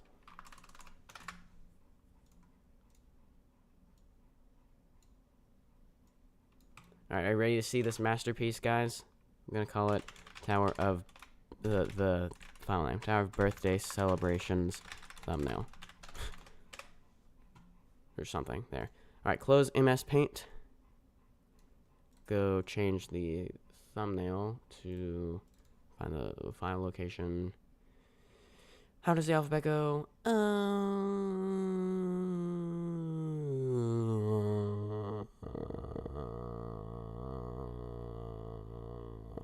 There it is. Found it. Okay. That took way too long. Save. Alright. If you want to see this absolutely beautiful thumbnail, you will need to refresh the stream. Or refresh the... I guess you wouldn't see it in the actual stream itself, but yeah. Okay. Anyway, back to this. So, this is Ring 5. I'm not really sure how I'm gonna, like, implement all the towers in the way that they are in SMToH, where, like, the client objects aren't loaded in until, like, they're all there. Like, until you load it in. I don't really know. It would probably involve figuring out how all these scripts work, and that's gonna be a lot of work. So, I'm not really looking forward to trying to decode all of these. What I do need to do, though, is something I have not, which is put all the scripts where they're supposed to go. Okay. Damage event script and collision group. So this and collision groups go in server script service. Scroll down, put it in server script service. Damage event remote event and change lighting go in replicated storage. Touch script and goes in starter character scripts, which is there. Local part script, player module, and flip go in starter player script. Know that player module includes built-in mobile shift lock. These go in starter player scripts, which is that. And effect GUI goes in starter GUI. Okay. Those are all those. There's also these that I need to put in starter pack, which is right there. There we go. That should get all those working. It does say make sure workspace's physics stepping method is set to fixed. Let me scroll up. Workspace physics stepping method is fixed. There we go. Now, hopefully that should make everything work as it is supposed to. Is the problem if I add a decal to the WinPad? No, you can do that. So, yeah. We're building Tower of Birthday Celebrations, not because today is my birthday, but because the day... this is also going to become a video. The day I post the video, which is Wednesday, August 28th, is my birthday. So, yay. Do all these appear to be working as they should be? Yes. But I need to also fix the materials because they have the ugly granite texture. Ew. So I need to go to... I always forget where it is. It's materials service, I think. Hold on. Collapse all. Collapse all. Collapse all. Collapse all. Material service. And uncheck use 2022 materials. That looks much better. Honestly, I don't know why they changed any of the ones that already existed rather than just adding new ones. Because, like, if you called this granite versus... Like if you kept granite looking like this and made this just be called some other rock, I don't know. What's not already a texture? I don't know, just like anything, like stone maybe. Like you could just add new ones. That way you can use both this granite texture and that other one, like, in the same game. Yeah, so I don't think there was any reason they couldn't just add a bunch of new ones rather than changing the old ones.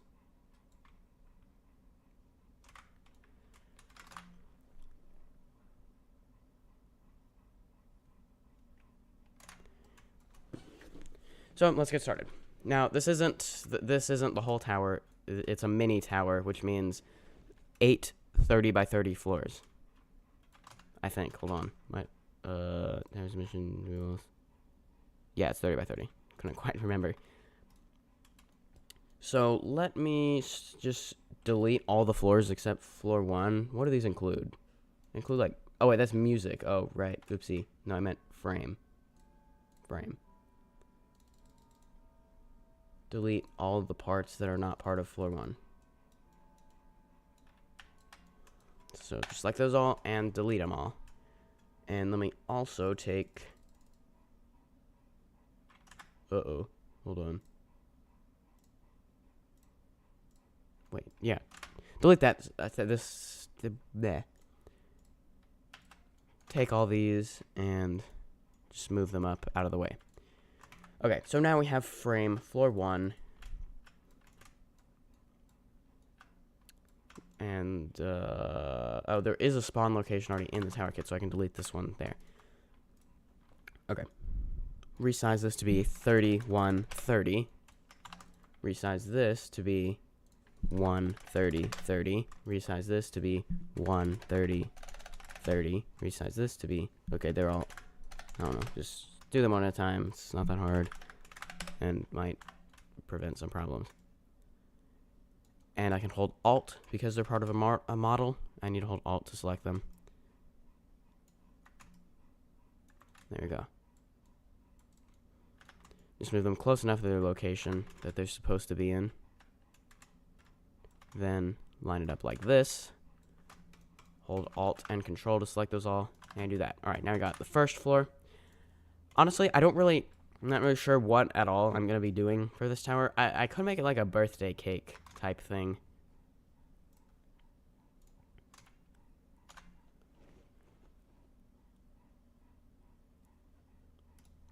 Like make the first floor be like 50 by 50 by 30.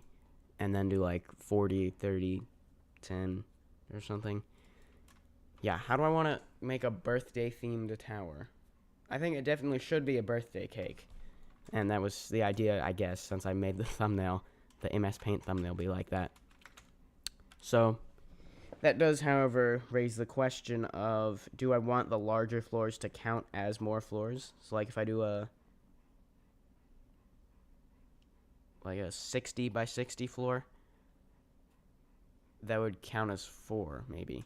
So, we'll give this a try. Let me set this to 15. That way I do this, and it will double in size by, like, just the way it works out. Okay. That is 60. Now, scale these out. Scale that out, too. So now, technically, this fills the area of 4 floors. Let me also give it a roof. Actually, never mind. Just kidding. I won't worry about that yet. And I need it to add up to 8. If I wanted there to be a square with an area of... Yeah, I'll make it... Yeah, okay. Here's what I'll do. This is 4 floors. I'll make the next one be 3, and then I'll make there be one that is 1 floor. So, duplicate this. And we need to do some math here. What is the side length of a square whose area is 3?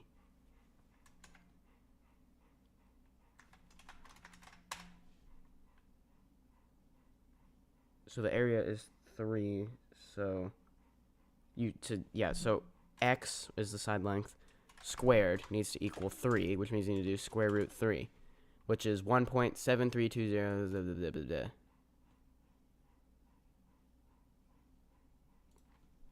Now, it doesn't mean studs. That means, like, floors, right? Because it's that many floors. So it needs to be 1.73 times 30, which is about 52. We'll just round it to the nearest whole number, because if I make it a decimal, then the stud's texture is going to look real weird. So we're going to go a 52 by 52 floor. Now you can start to get an idea of how this is going to look.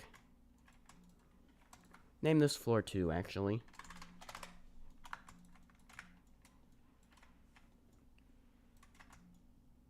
And put these in place. Am I making a steeple? Well, a mini tower. So 8 floors that are 30 by 30. Except I'm doing math so that it's not 30 by 30 floors, but close enough.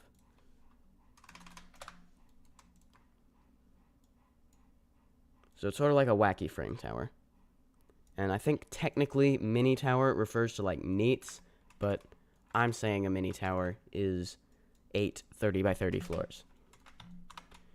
Basically, this math is making it so that there is like the same amount of area as a 8 30 by 30 floor tower would, except not. I'll call the frame parts like floors 1, 2, and 3. So according to that, there will be 3, but there will be 8 floors worth of space. Currently, we're up to 7. So then all I need to do is just put the last one. Go ahead and name this floor 3, even though it's actually floor 8. Make it 30 by 1 by 30.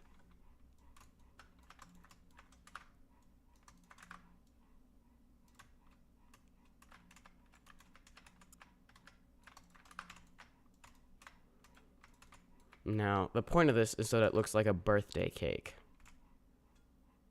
Except the fact that it's not quite even, like this space isn't close enough to that space.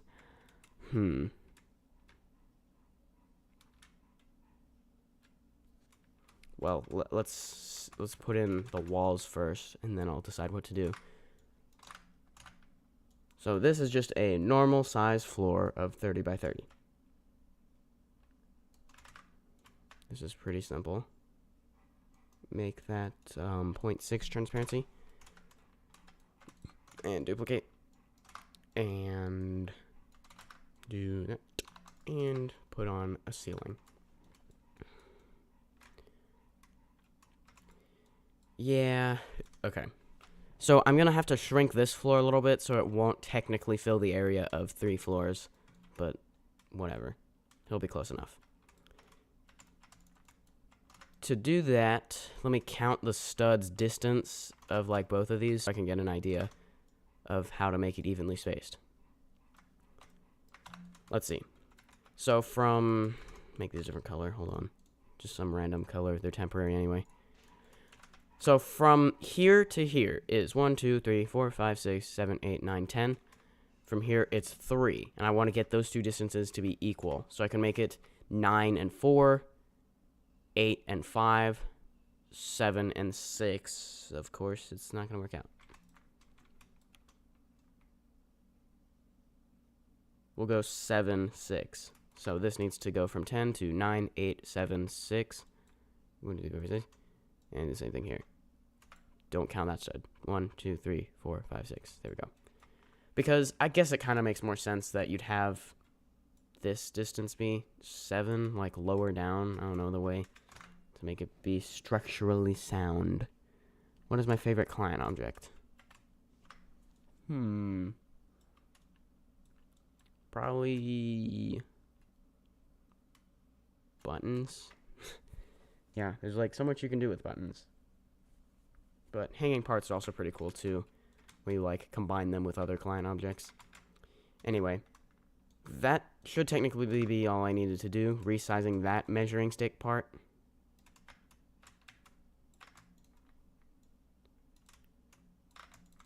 Because now if I do this, and then I do this, and I do this, and I do this, and I do this, and I do this,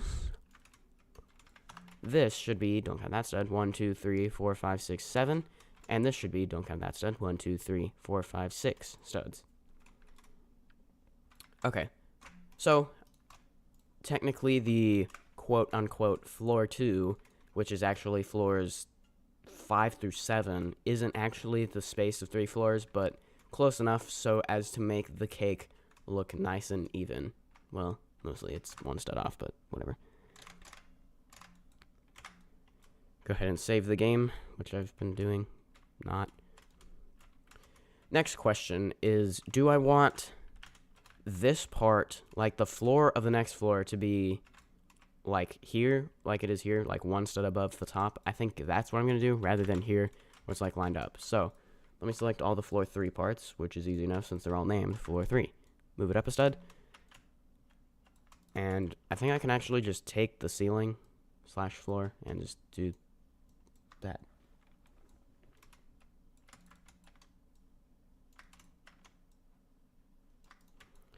Alright, there we go. Actually, yeah, I like that. Okay. I was debating whether I wanted, like, another floor or something. Like, I don't know. I don't feel like explaining what it is. This is good. This is good. It's a cake. And now for coloring it. How do I want to do that? I could just make it blue, like a gradient, like dark blue, lighter blue, like I did in the MS Paint thumbnail. What is this? Is this a misalignment? You know that's not allowed. How does what even happened here? Ooh. Does that, like, fix the problem? Yes, it looks like it did. Okay, not sure what that was about. Anyway, select all the floor 1 parts. Easy because they are sized like that. And we'll make it a nice darkish blue. How about that color?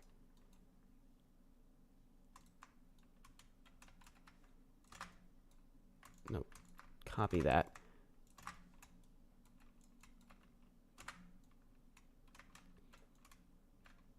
And then select all the floor 2 parts and paste in that color, but then make it a little bit brighter on that thing. Oh wait, you can't even see this because I have OBS on a display capture. I mean a window capture, not a display capture. Well, you can kind of see what I'm doing here. Look here for the comparison. There we go. And set that back.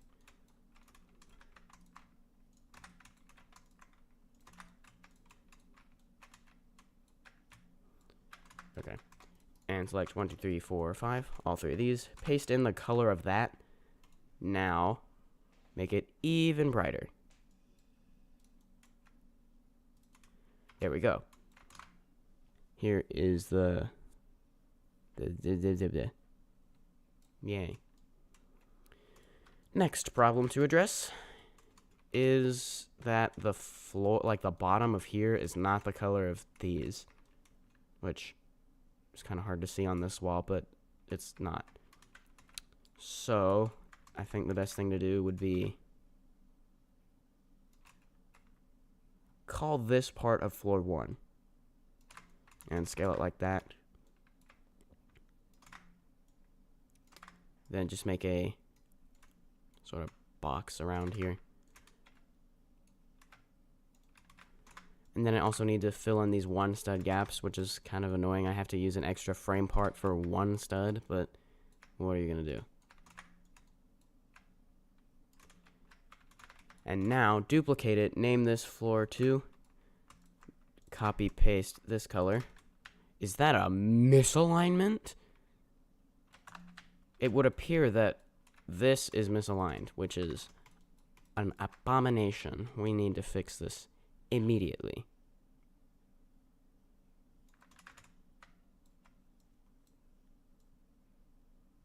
There we go. That probably means this is misaligned, though. I'll deal with that in a minute. Anyway, I have this floor 2 frame part, and I need to just put 4 of these.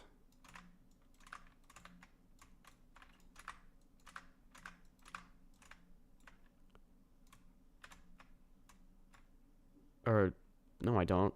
I only need 3, actually, because I can just do that. Oh, but then what are we going to do about this?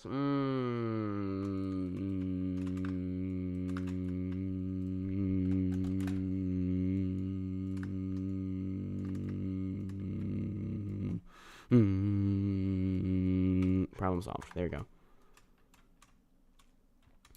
Okay, that's that. Same thing here. Do that. Do that.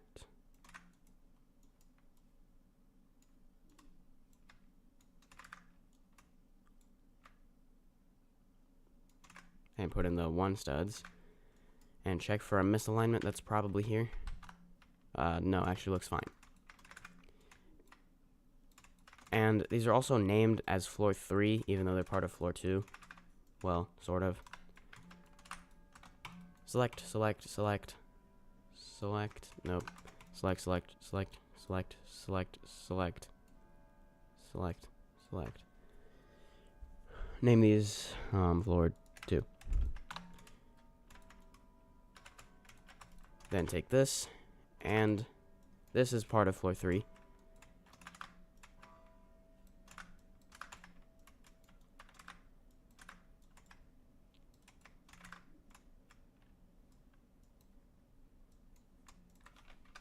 Delete. Do that. Select this, which is part of floor 1, but then move it up to the here. Scale it in. We're almost done with the frame. There we go.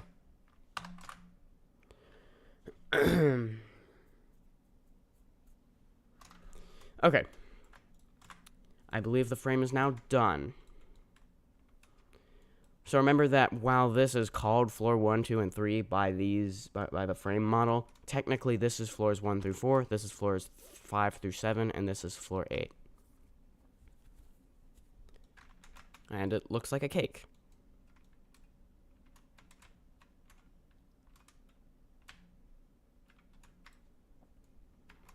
And while you're inside here, you'll see the color of the previous layer of the cake, but inside this wall, you'll see the color of that. Yeah. Looks good. So, now, misalignment. Why is there misalignment? No. Fixed, I think.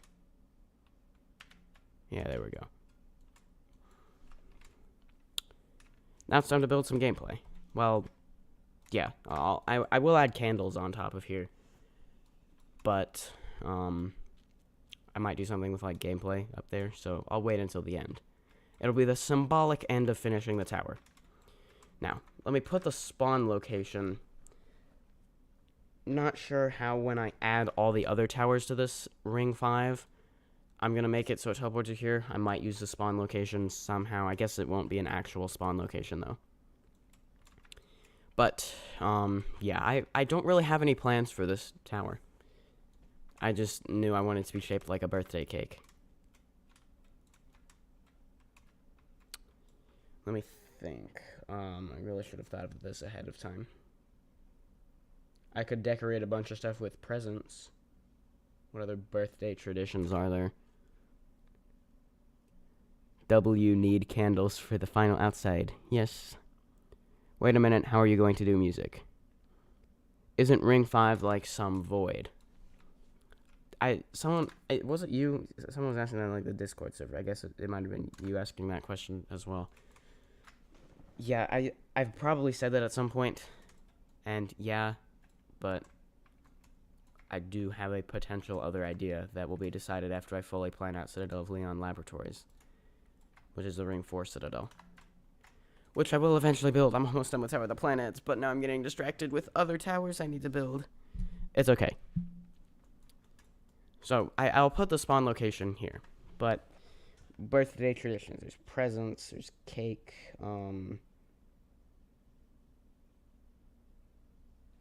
maybe I need to use Google, hold on, birthday traditions, annual birthday letters, let them decorate the cake, birthday countdown, birthday interview, meaningful decorations, birthday present scavenger hunt. What are any of these? Oh, balloons. Yeah, okay. So, like, I guess there won't be any birthday themed, like, gameplay, but it will be decorated with, like, balloons and stuff. So, yeah, let's put, like, a happy birthday banner. There might be one that I can just find on the Roblox decal catalog thing. Store, which is a bit misleading because everything's free, mostly. Happy birthday. Let's see what I can find. Dude, you always get the weirdest search results when you do that. Okay, that was completely unsuccessful. I might make my own with like a transparent background and like make it say happy birthday across there. Yeah, I'll do that. But not right now. But it'll be along this back wall here, so I don't want to put too many things in front of that. So we'll try to limit the amount of gameplay I put, like, this line forward. That way I can kind of stand here and see it. Let's kick off the gameplay, though, with, what I want to do.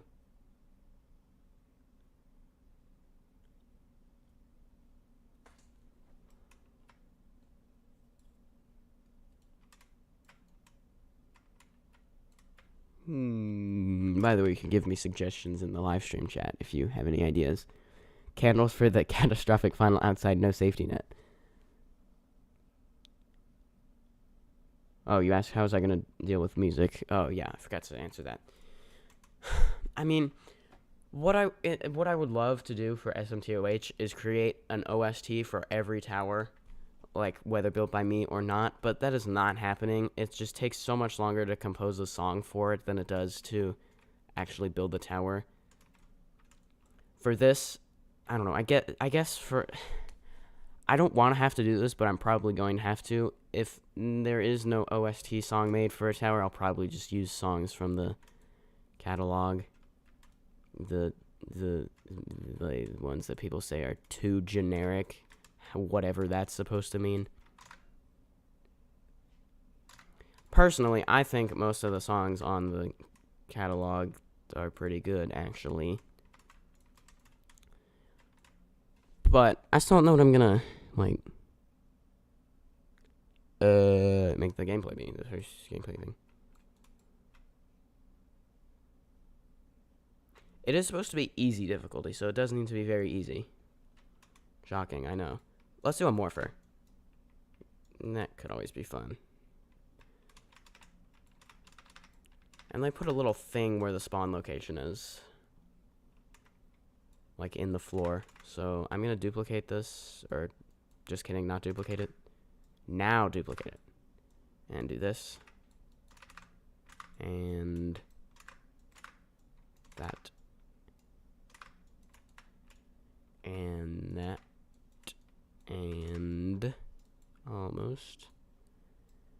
And this I'll make a different color. Let's go like a purple color. So purple will be like the main accent color throughout the tower. We'll go with like a brighter purple than the rest of the floor. Until maybe here where it might be a darker purple. I don't know. And let's make that inlet as well. Or actually universal.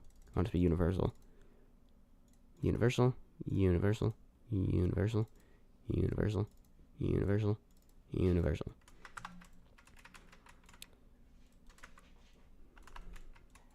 Now, easy difficulty. That's quite a long distance from insane difficulty that I've been building Tower of the Planets for like 6 months on. So, what sort of easy difficulty morpher gameplay could you do? I guess a very easy morpher speedrun, or maybe like an elevator. Yeah, we'll do like an elevator. Okay. So, we have the, like, this is the reset button. Do I need one? Yeah. Okay.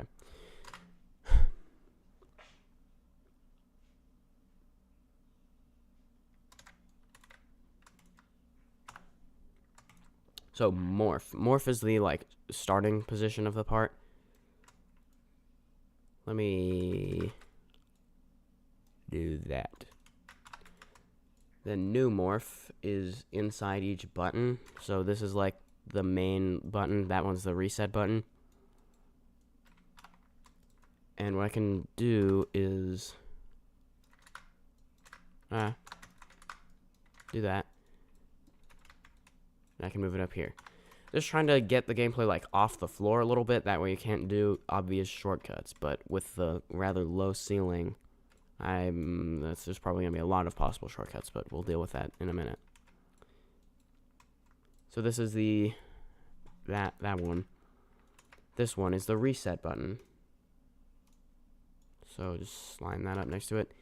And then put this new morph in the same position as that.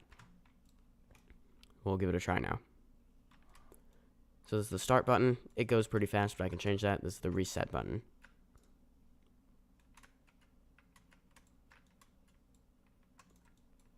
Let me take morph and new morph and the other new morph. Actually, just kidding. Copy that color. Take morph. New morph and new morph. Paste that in. Make it universal. Universal. Universal. Universal. Universal. Oopsie. Now deselect this and set my move snap to grid to 0.95. 0.95. Get it right. There. That way, you'll just see the blue floor like underneath after you press this button, not the reset one, that one. Yeah. Which does make me kind of think, since there's a 0.05, like, it's raised up by 0.05 here, it should be here as well. So, for the sake of consistency, I'm going to do that. If I put this, like, in the floor like I did for this, then there's just going to be a hole in the floor afterwards, and that doesn't make any sense. So, let me delete this, delete this, delete this, and this, name it just part, and move it inside the obby folder. Scroll down a bit. Nope, scroll up, actually. Obby.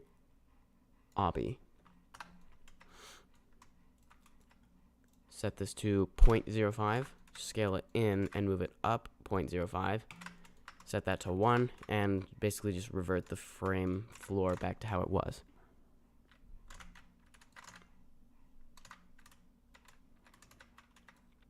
Okay.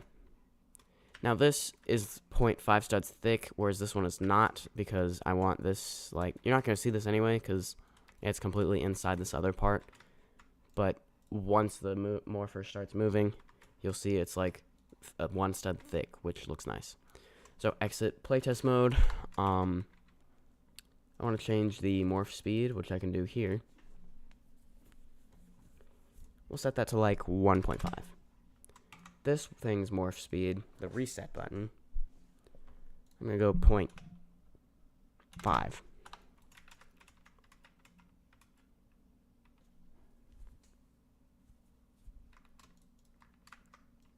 Move that out of the way.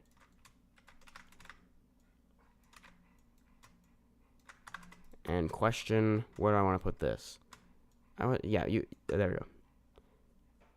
When you select multiple parts inside of a model by holding Control and Alt, and then you want to move them together with drag, hold Alt only as you move it. Now I want that centered, which it's not, but simple enough to fix. Now take this color, paste it here, because accent color. And I think I may also want to make this a little bit smaller. We'll go like that, so it's 3 by 3. And then do that. And I think I also want to make this, instead of 0.5 studs thick, I want to make it 0.25 studs thick. There. And the reset button, let me apply those same changes too. So 0.5, go like that. Scale in like this, and set this to 0.25 to do that, and I think I already have the color copied actually. I do that, select both of these parts, scroll down, and I want to make them universal too. I think I'm going to make it so that every one of these purple accent parts is going to be universal. Universal, universal, universal, and universal. Now this is the reset button, so let me hold Alt and Control to select them, and then hold just Alt to move it. Whoopsie, do that.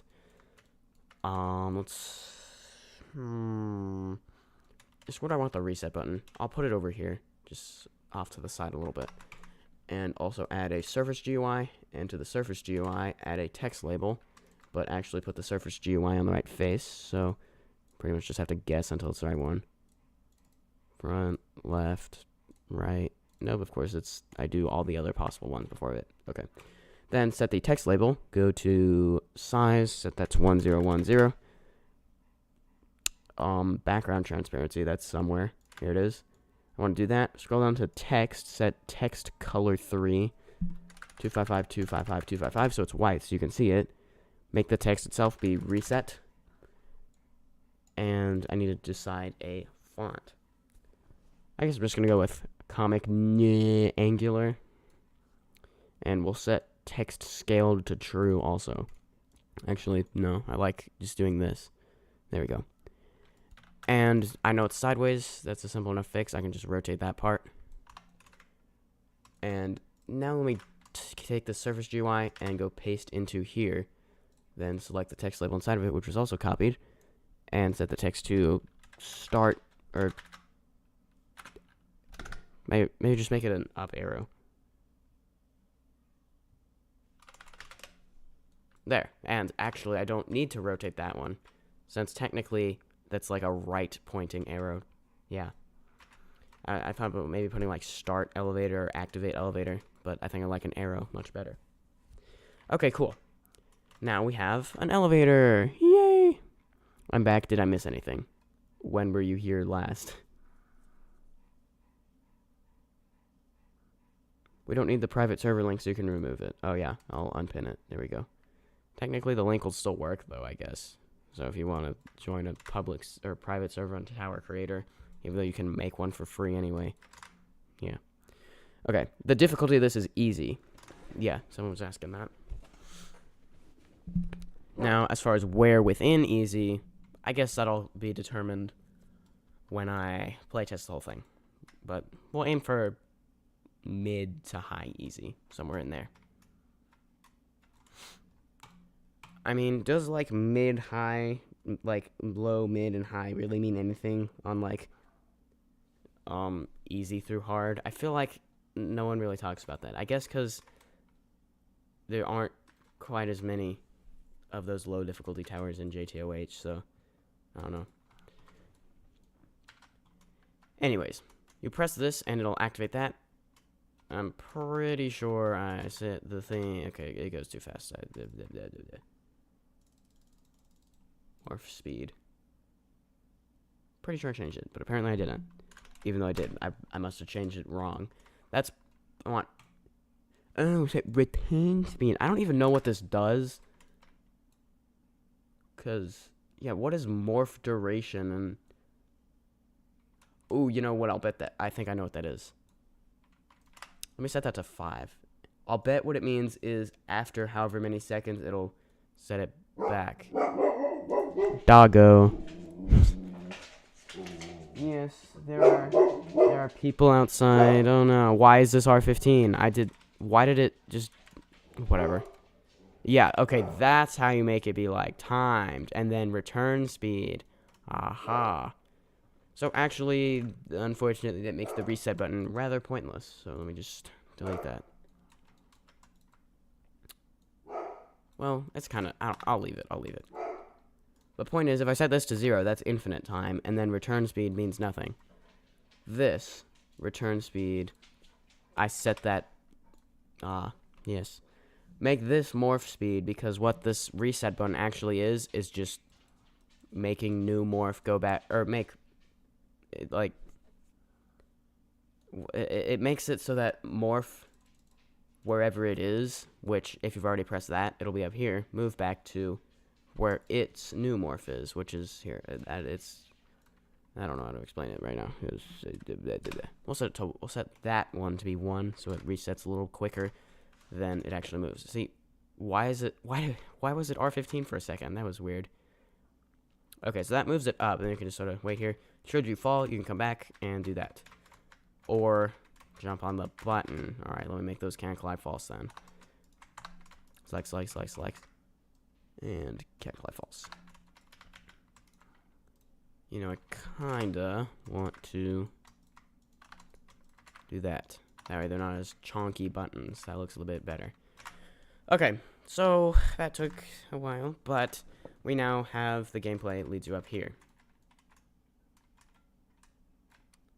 Grab a part. And I should have the, nope. Select the color, there we go.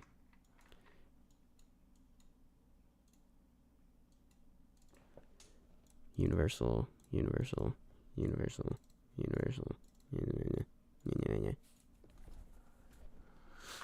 Okay.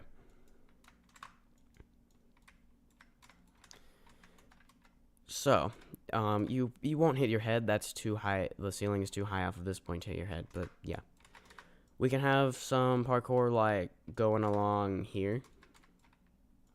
We'll just put a too wide platform. Then I'll use some wedges too, to sort of look like a slice of cake. That'll be the illusion there. And boy, is it gonna get annoying setting these to universal a million times. I wish there was a way you could just quickly change all of them, because this is really annoying to do that every time. Doggo. I know it was an R15. It was all Herobrine's fault.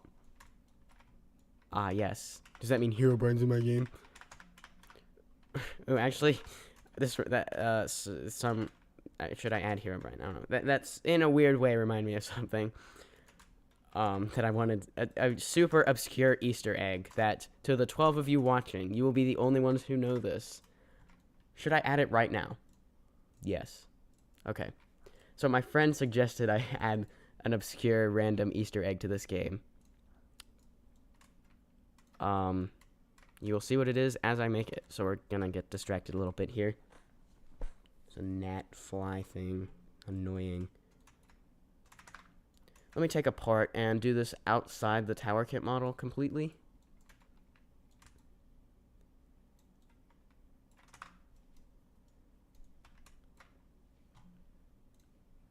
Hold on. I'll be right back. You'll see where this is going, I promise.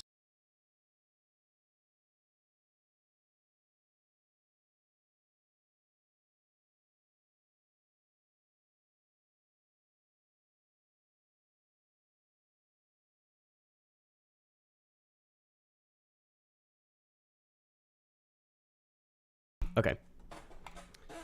So, basically, it's... There's a trumpet etude book called Arbins, and I wanted... if you say /spawn Arbins in the chat, it'll spawn Arbins in front of you. Now, it'll be like can collide false, so and probably like disappear after 5 seconds. That way you can't use it to cheese anything, but that's funny. So I went to get Arbins to use as a reference. It would be a lot easier to just make a decal of the like cover page, but for now I'm just gonna make it be smooth plastic and make it the color of the cover, which is like red. It's sort of like a red, slightly purplish red, and kind of a comparison. It's not good light. Hold on. Use my phone's flashlight, yes. A little bit darker. Well, no. A little bit more purple. No.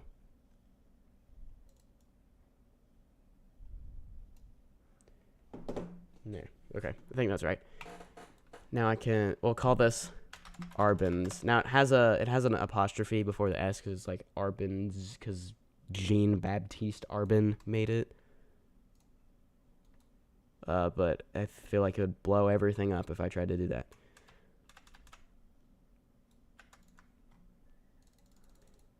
Yeah, so I'll look into, hold on. Get the alt tabs right, Roro. There we go. Oh, it's ARBANS, yeah. Text label, or wait, copy that, go here, go paste into, it's sideways, I think. Yeah, it's sideways, of course it is. Well, go ahead and make it say text arbins. Now just rescale it so it's right. And make the text a little bit smaller. And change the font because it's in. It looks. I don't know. We'll find one that looks close enough to it.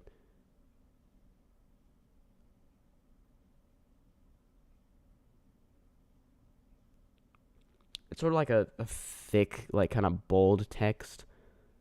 So most of these are immediately out of the question.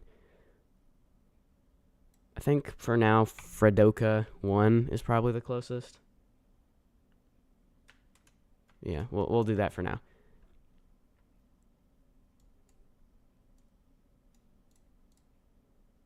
And how do I want to... Is there a way to add an indent? In Obby Creator, you could do Control J. That doesn't appear to work here. You can just put a bunch of spaces and then... Well, no, because the subtitle, Complete Conservatory Method for Trumpet, needs to not be in this text. So, actually, let me find the size and make this be like 0.3. There we go. Now I'm going to duplicate the text label inside the same thing, the Surface UI, and position, move that down a little bit by doing minus 0.3. That did not work. I guess I can just do it here. No, oh, not minus. I want it to be plus, apparently. 0.3. There we go. A little bit more. 0.5. No, 0.4. There.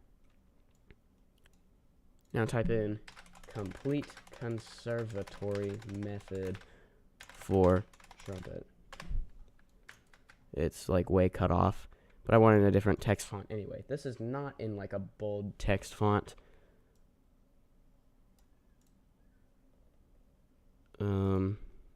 I could do that font. Let's see. Are there any other ones I like better? No, it's not like curvy.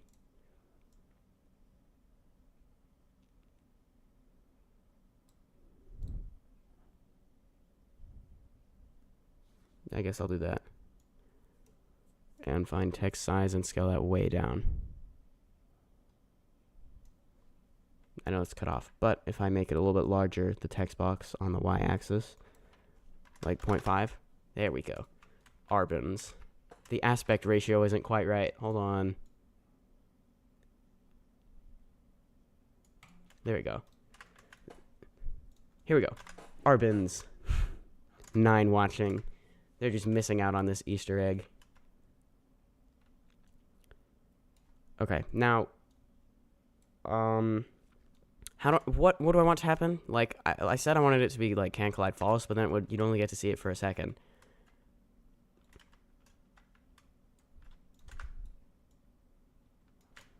Make it the right thickness, too.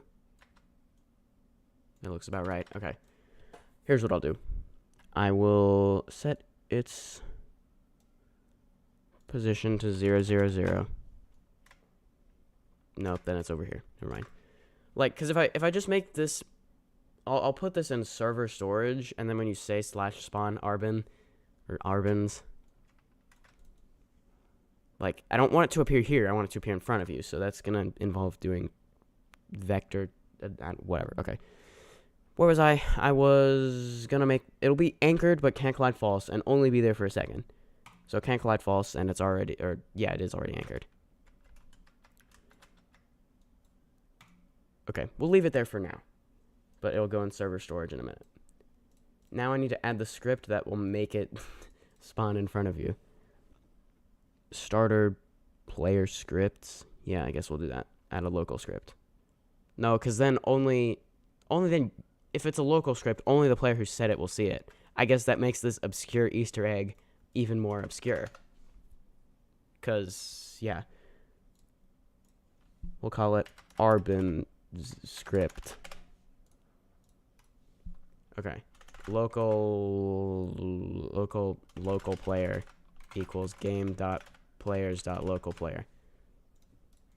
So that's gonna refer to the player in players that the script is like running from. Now, how do I forget how you make it so it like runs like how do I make it so it runs code when you say a certain message in the chat? Let's ask a Google.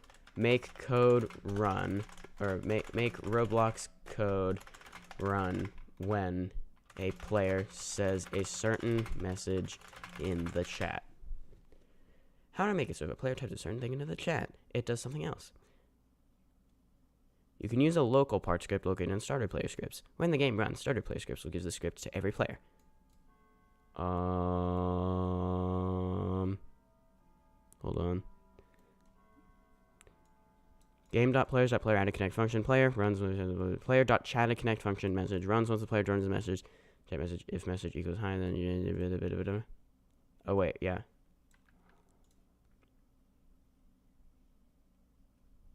Okay, I figured it out. Okay. I don't think I even need this variable. Game.players. Wait, this isn't a local script, is it?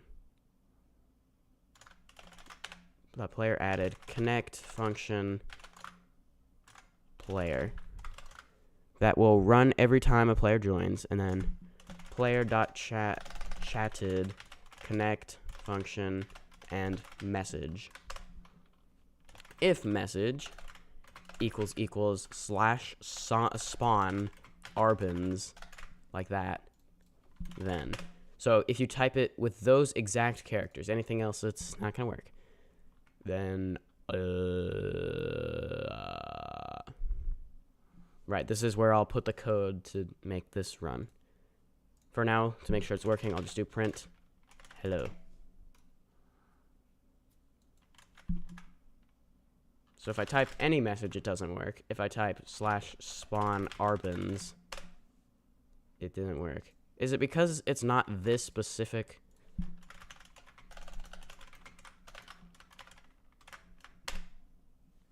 Like apostrophe. Why isn't it working? Okay. Oh, it's probably because it's a local script. Okay. Okay. Hold on. We can figure this out together. Coding better than me. I can't code. Well, I am using Google because I forgot how to do anything.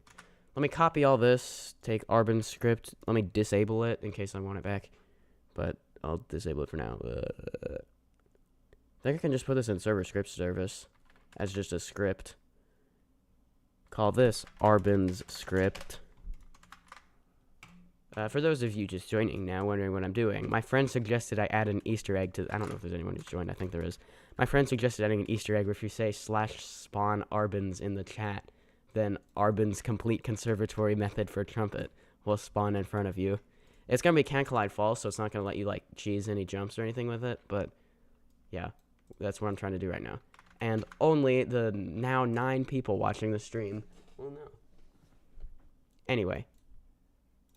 With that now as a server script, if I type slash spawn arbins, thought I had that copied, but I don't. Why isn't it working?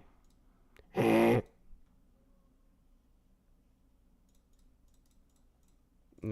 we need to do some more. Print test 1. So it should do that when I join the game. Yes? Oh, wait. I don't have the... Oh, that explains a lot, actually. The fact that that would explain why I didn't have the output open, because I'm stupid. Test 1. Okay, cool. Now if I say slash summon arbins, did it... Yes, okay. It was working the whole time, and I'm just stupid. Wow. Okay, well, knowing that that still was with the server script, so let me try it with the local script. It shouldn't say test 1 because I didn't add it to that one. I'm going to say slash summon arbins. That did not print hello.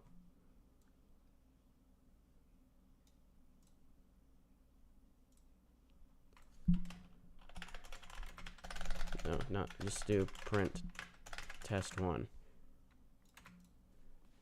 Does that even run if it's a local script?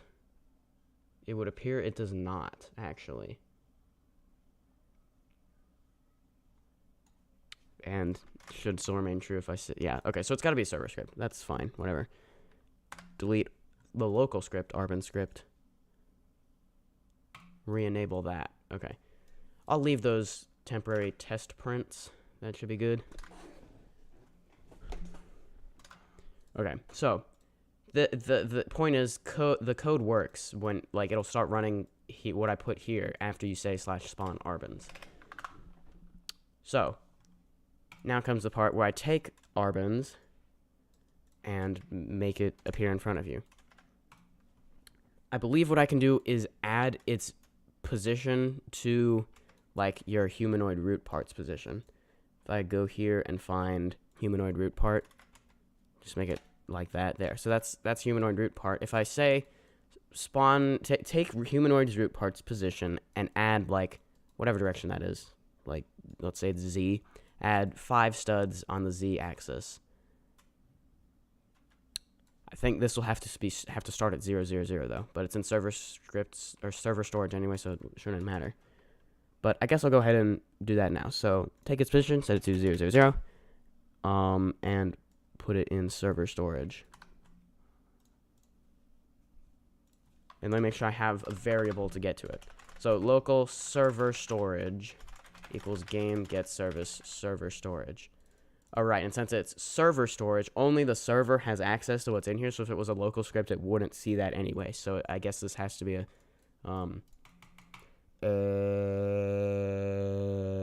server script, not a local script.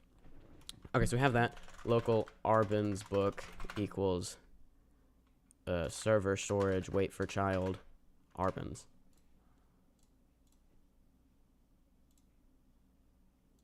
Make that a lowercase a, I guess.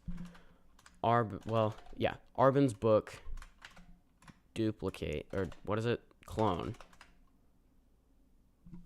But I need to store that as a variable. Local new Arbin's book equals the clone. New Arbin's book dot parent equals workspace. And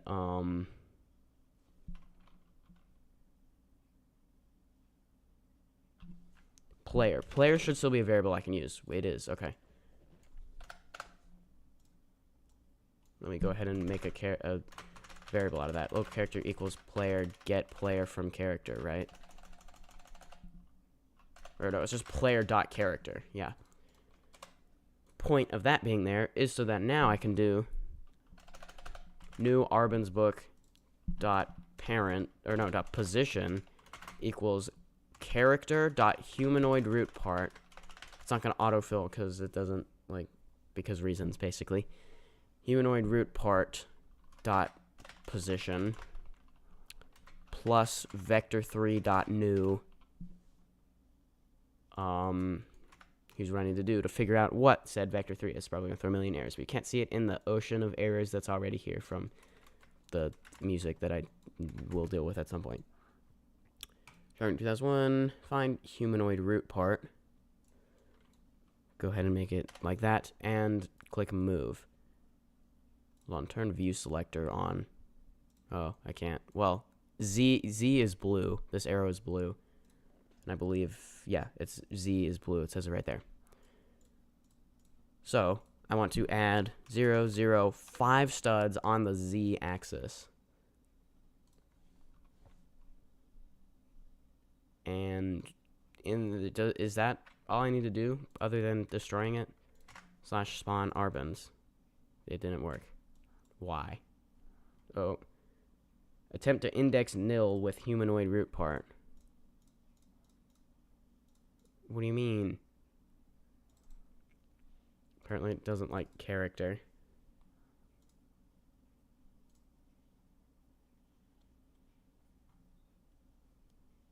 Okay. Print character.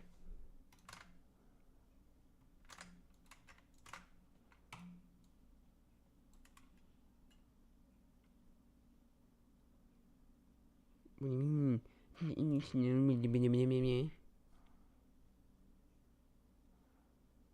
Attempt to index nil with humanoid root part.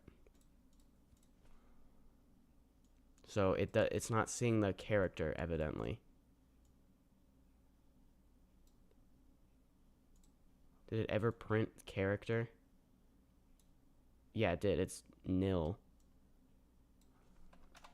Oh, I'll bet it's because it's when the player hasn't loaded, the character hasn't loaded in yet.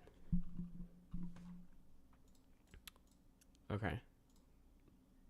So it's assigning a character before it even loads in. I guess I can do workspace, wait for child, player.name. That's just another way of doing that. Not as simple and beautiful as is just player.character, but it should work, and hopefully when it prints it, did I delete the, yes I did. Okay, hold on. Print character. See if it prints that. Gotta find it though. There we go. Now it should work. And can I say spawn Arbans? Yes, I can. Can I say it again? Yes, I can. Can I say it again? Yes, I can. Okay. It is spawning them, and they are can't collide false, but anchored. However, its orientation is remaining the same and always on the local axis thing. Interesting. So question is, what's happening is it's taking the global z-axis of my humanoid root part and adding 5 to it. So it's just 5 studs in that direction. It's spawning it. So, how do I make it be plus 5 studs on the local axis?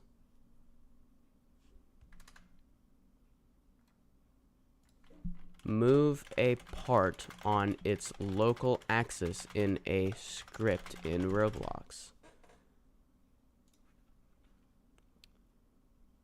I want to make a working curtain with tweening. When I use vector 3 to move the curtain, it moves on the global axis, not the curtain's one local. I have tried using both vector 3 from normal ID and vector 3 from axis.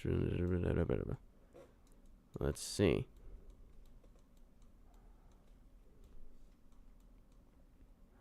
Typically, if you're going for local manipulations, you should use C-frame because it takes into account rotation. Oh no. I forgot about Z-frames. Alright, let's figure it out. So, C-frame or coordinate frame. Go to workspace charters as one. Humanoid root part. C-frame, you can see it here.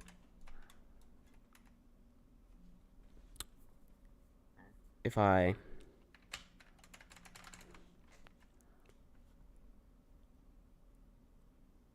like if I collapse that, you can see how C-frames are formatted. Okay, let's try this. New Arbans book dot C-frame equals character dot humanoid root part dot C-frame plus, I don't think this is going to work, but vector 3.new005. I think that's not going to work, but let's at least try it. Is this an event mini tower? No, it's just going to be part of Ring 5, but it's Tower of Birthday celebrations because my birthday is in just a few days. Aww. Attempt to call a table value. Or, yeah. Attempt to call a table value. What does that mean? On line 12, it didn't like that. So I set the new Arbans book to the workspace. Let me do this. We'll go ahead and make a humanoid root part equals character dot humanoid root part.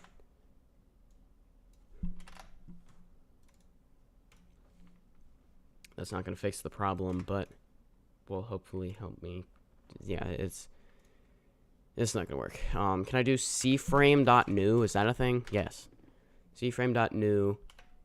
It takes 6 values. So I want to add 5 and not add any more rotations. Does that work? Nope. Invalid number of arguments. You asked for 6. Bro. XYZ. XYZ. Wait, there's more. What is a quaternion? It's something confusing. Please, just work. What do you mean? Vector 3 expected. Got a C-frame. Bro, you were yelling at me when I tried using a C-frame. Okay, so I think it wants plus vector3.new then. Vector3.new 000 or 005. Not 50, but 5. Here's. Oh, I think it worked. No, it's still moving on the same direction no matter what. It is, however, taking into account orientation.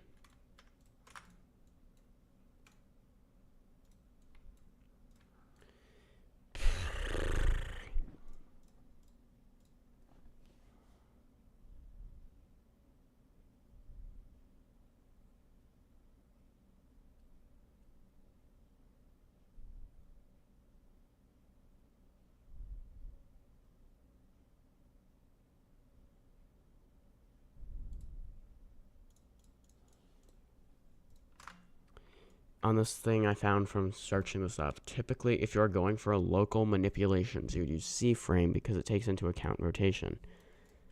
You could write something like target C-frame equals curtain.cframe times C-frame.new distance divided by 200. Okay, guess the worst that happens is it just doesn't work. Times C-frame.new. Yeah, but it's like 500. Or wait, hold up. Oh. Well, now it's just going a different. Wait, is it? Is it? I think I got it to work. Hold on. If I face this direction, it spawns to the right. If I face this direction, it spawns to the right. Okay, okay. So it's working now. I just need to make it so that this is 5 and this is 0.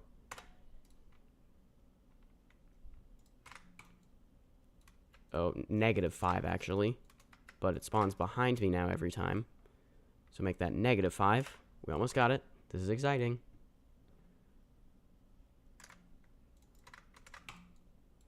Okay, it spawns in front of you now. Last thing is get the orientation right. Actually, there's more. Just kidding. Let me find this, and I think, can I just, its orientation is already 000. But if I just take it and rotate it 90 degrees that way, does that fix the problem? No.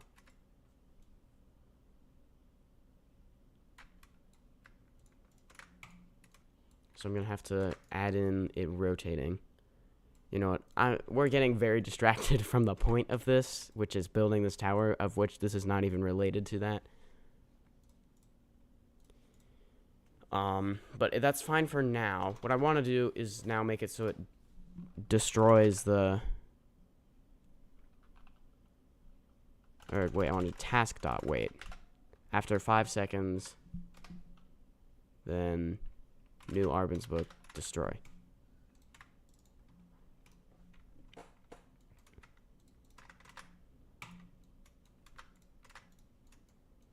So it still lets me spawn multiple of them, but hopefully after 5 seconds each, it will destroy them. Yeah. I could use, like, debris service. I don't know if there's really any point in doing that, but I could. There, so, nice. Nice. And I think if I go to server view, it disappeared. Hold on. Spawn more of them.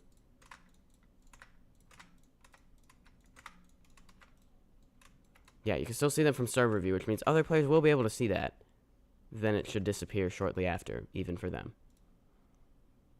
Nice. Okay. Secret script has been completed. Lovely.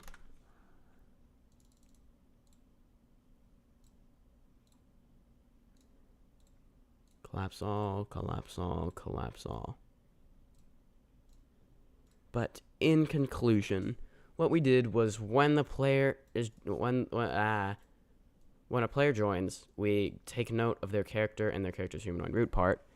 Then, when they say a message, if we check if that message is /spawn arbins, and if it is, then we clone the one from server storage, set its parent to workspace, and modify its C frame so it spawns in front of you, and then 5 seconds later, destroy it. Yay. Okay, back to building the tower, because that was the whole point of this, and I've spent like 30 minutes trying to add that, yeah. Where were we? Okay, so, as an allusion to a slice of cake, I was going to put lots of, like, wedges. Now, this is an easy tower, keep in mind, so they should be very easy wraparounds. So, like, something like this, I think would be great for an easy tower. If I, like, do this, and then I, like, make it a square, rotate it back this way, and, on the Z-axis, this was 4. Let's make that 4. There we go. And that needs to be 4 off, so it's nice and centered. Okay. Let's see what that looks like. Tower of thinning layers, but blue. Huh, I guess it is, isn't it? Let me close that and go back to just seeing the terrain editor. Yeah, well, it's supposed to be a birthday cake, because birthday. Now, why would it do that? Why is it being annoying? Okay. I think I gotta move the elevator a little bit closer to the wall. But then that's not gonna be centered with that, and that's gonna annoy me. Oh well, I think it'll look fine. Move that a stud over, and move that a stud over. And move that a stud over. That way, yeah, that looks fine.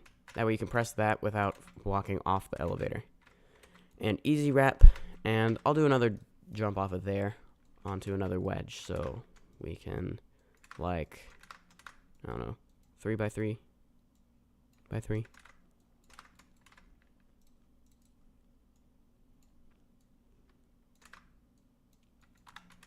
And the jumps should be very easy because, of course, like I said, this is an easy tower.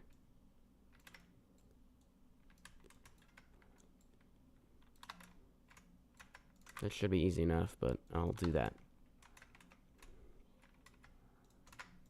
And I can put some other triangular platforms. I like to do like a triangular hanging part. I did one of those in Tower of the Planets at some point. They're not that hard to make. Actually, it's a few steps, but it's not hard. Take this, put it on top of here. Then I can, like, do that. Yeah. It's not quite centered, though. It's annoying me. Let's go 0.5.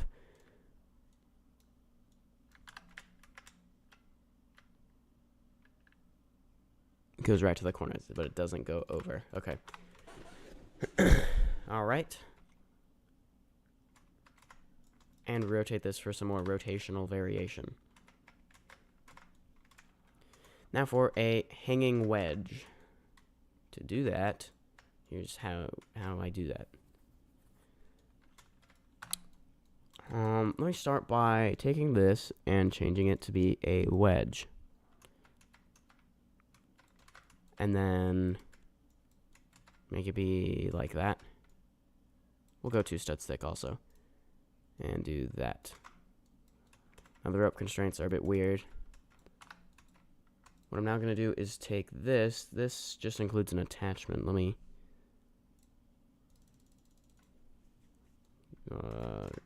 yeah. I want 4 of these. No, 3 of these. 1 here.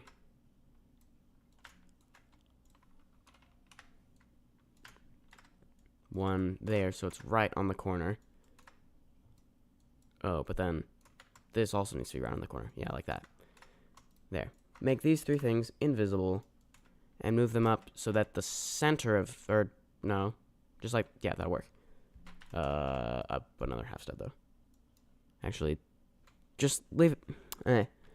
Move them. I'll move them up a stud later and make them invisible later, but keep them like that for now so they're easier to select and easier to see. Now, delete body velocity. I don't know why that's even there. It's useless. And I need to set the locations of the attachments, which all are in weird positions. So find that one, which is actually where I want it to be. Delete these attachments. And put an attachment there, an attachment there, an attachment there. And delete one of the rope constraints. Now, for these, attachment 0 is going to be that one's attachment 0. This one's attachment 0 is going to be that one. Attachment 0. This one's attachment 0 is going to be that one. Now, go up to here. This just has one attachment. And it's right on the bottom. Let me go Control C and go here. Uh-oh. Attachments must be parented to a base part or another attachment. Oh, yeah, I meant to select that. There we go. Oh, wait, these already have attachment ones. Okay. That's fine. So this attachment one, the first one needs to be that attachment. Okay. So this needs to be that. There we go. This needs to be that. So this attachment one needs to be that.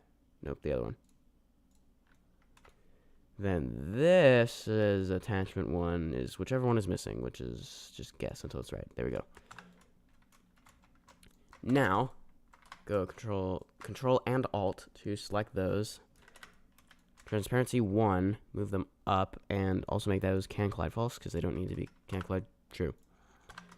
Now, find the rope constraints. It's being annoying. Select it. There we go. Scroll up a little bit. Select these 3 things. What if Herobrine is Among Us? Among Us. You could probably jump to that, so I want to make this a pretty not long rope. So I can just move this up first of all.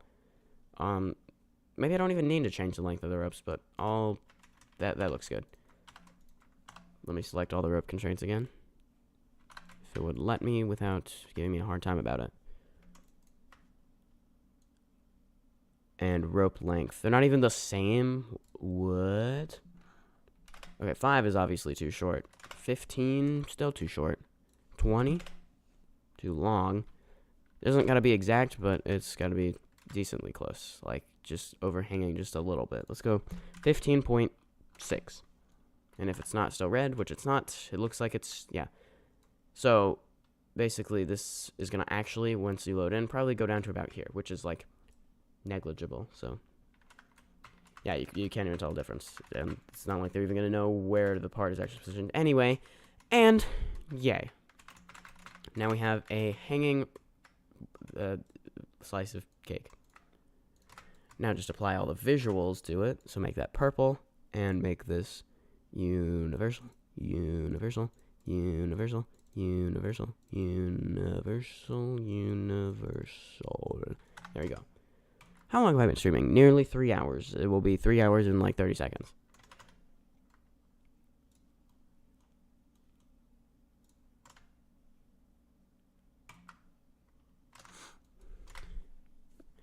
I mean, I'm not gonna build this whole tower today. Some of this...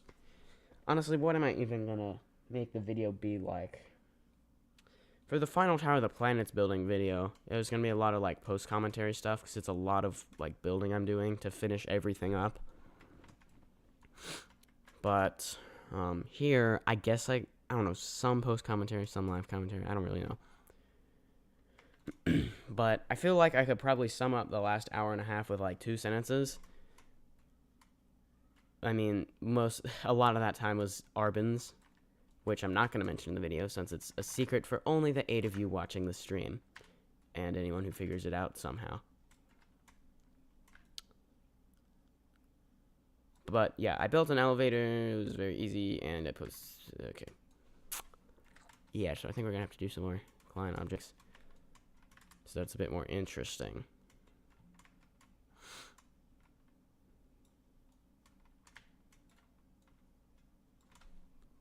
Let me think about this. What type of gameplay is in, like, Tower of Phone Snapping? I mean, that's medium, not easy, but close enough.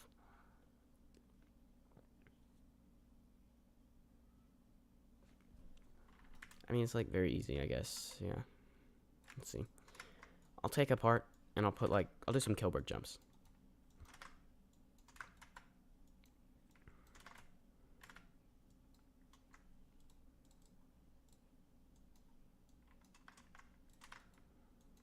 We'll do like this, and then like this. Make this one a little bit shorter. So long as you can't shortcut anywhere, which you probably can. Yeah, you can. Can you shortcut up to here? Probably, yeah. But can you shortcut up to here? No. Okay. Yeah, maybe I should put just like a Kilbrick teleporter floor. I'll probably do that on some of the upper floors, but not here, so I just gotta make sure I keep it away from the bottom.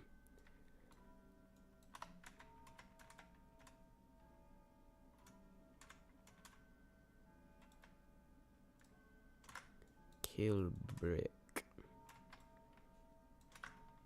That's 5, that's 4, so to center it, I need to go 0.5, do this, and we'll do a one-side Kilbrick like that.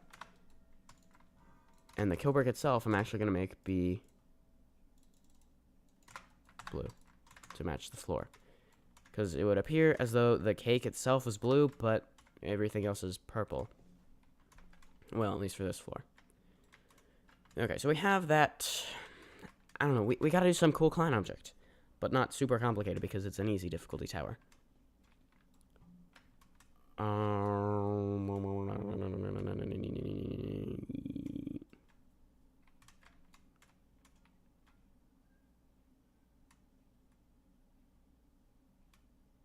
Do something with elevators, maybe.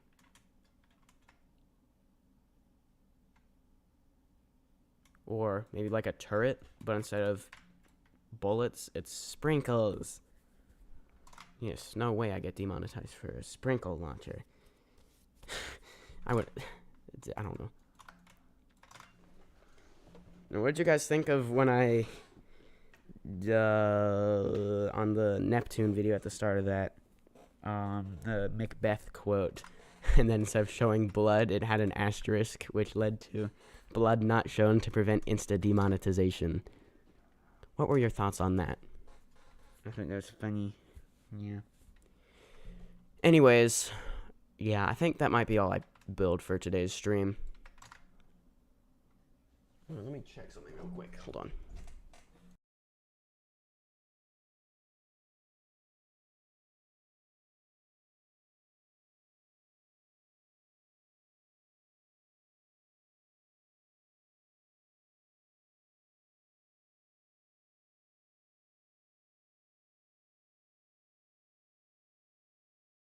Tell you what, I'll stream for like 20 more minutes, 15 to 20 more minutes, then I'll be done.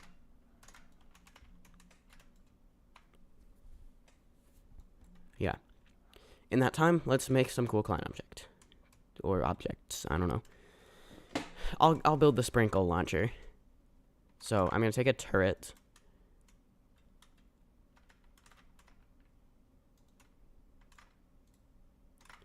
And I'll make like a little platform over here.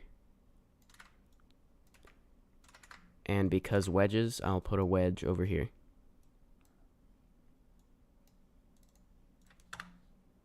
That's not the right thing. Where's the shape thing? There it is. Yes. Okay. Like this. Make that. It's 7 studs, so 7 studs here. And I think I'll move it over here. But can you jump up to that? I feel like you probably can. Let's count the studs. 1, 2, 3, 4, 5, 6, 7, 8, 9, 10, 11. Yeah, you could definitely high jump. I mean, I didn't because, yeah. That's fine. Just move it up like 3 studs, which should fix the issue. And you know what I'm also going to do? I'm going to move that up 3 studs. But you know what I'm also going to do? I'm going to select these, and I'm going to make it be... set it back to studs by rather annoyingly doing this a whole bunch. And you know what? I'm going to do live commentary in the video when I build this turret thing. So probably everything I've said so far in this building, I will not use in the video, but starting now, I will. Alright, so I have a platform here, which I used wedges, because wedges to make sort of a technically a trapezoid shape. But this thing is going to be a sprinkle launcher.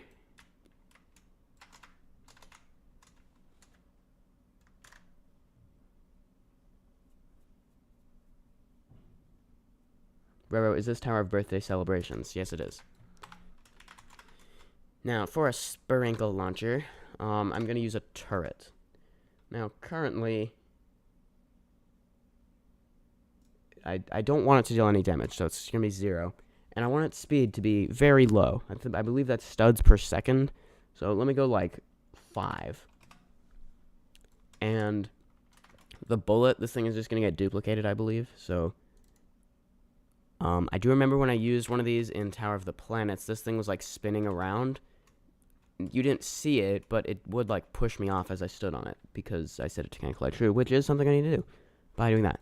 But go back over here, set this to block, and just make it doesn't really matter the size, but should be something like this. I think would be good. And I don't want it neon. I'd like it to be smooth plastic. There we go. Oh, no, it's all gonna have to be the same color. Well, bright blue it is. So yeah, any sprinkles I use on this big cake tower will be light blue. What color blue, you might be asking? Well, how about toothpaste? Or teal. One of these colors is called toothpaste. I think it's that one. Yeah. Well, it's teal. Or something close enough to teal that the game is calling it that. A little too bright now that I take more of a look at it. I like that better. However, that is a bit small to try and stand on, and they're not just rotating.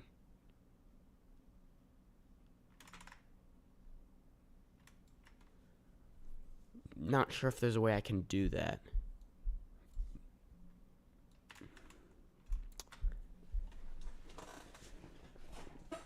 Could put like multiple sprinkle launchers. Yeah, how about I do that? Okay. So make the sprinkles bigger. And I'm also going to make them be... The launcher thing be purple. And... Hold on. Did I just accidentally select some random thing? No, I didn't. Surface. Hinge. Why is that hinge? What if I just make that studs? Because, will that break everything? No, it doesn't. Okay, cool. I think it's just like that so that you can tell which side it launches them out of. Before it loads in. Like, from the studio view, you know that decal isn't there? Because, I don't know, something with the way it's scripted. Okay, now for decorating this sprinkle launcher, I'm going to make it inlets, and that little thing, which I believe is on this side, called hinge. Okay, well, it was the other side, but that's only there because, like, for the studio view, you can tell which side is the front, but it doesn't matter because when you load in the game, it is just a black circle, so that works. Oh, but it would appear it does remove the inlet texture from that side. You know what? That's okay. And let me sort of put it in the wall. That might look kind of cool. Not with Z fighting, ew, but like overhanging by 0.5 studs each. And also, let me go one thing about it. Turn that on. Ignore players. That way when it hits a player, it doesn't,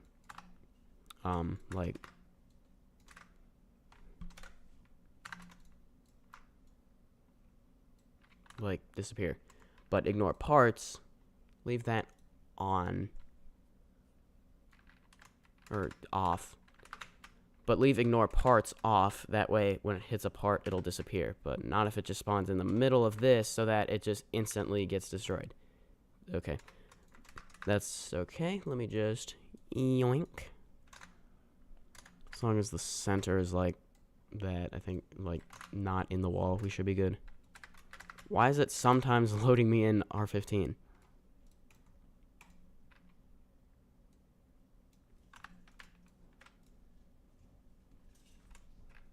There we go. I moved this out of the wall a little bit, so now that seems to work. But now it's not quite in the wall.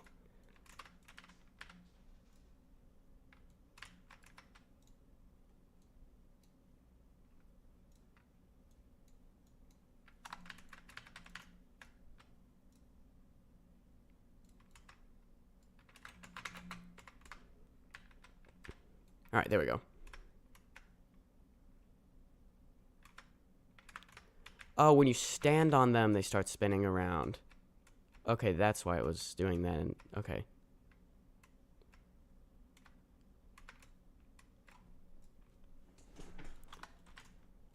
Interesting. Okay. Here's what I'm gonna do. Change the speed. This is how many are summoned each second, I guess. Let's set that to like 2. So that it spawns once every 0.5 seconds. Nope, oh boy. That was... Okay, I guess I don't know the significance of that actual number, but apparently lower is faster. That's not confusing at all. Let's set it to 10. No, wait, speed is how fast they go, not how often they spawn. I think I have to change the client object script to change that. It might be somewhere in there.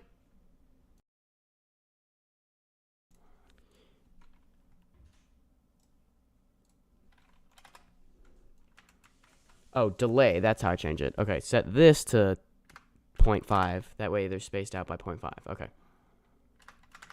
Haven't used this client object in a while, so that's why I'm forgoing.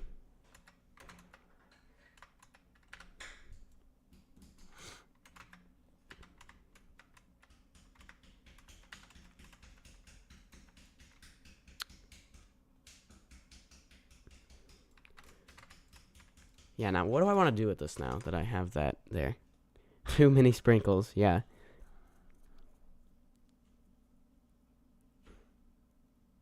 Somebody's riding a horse outside.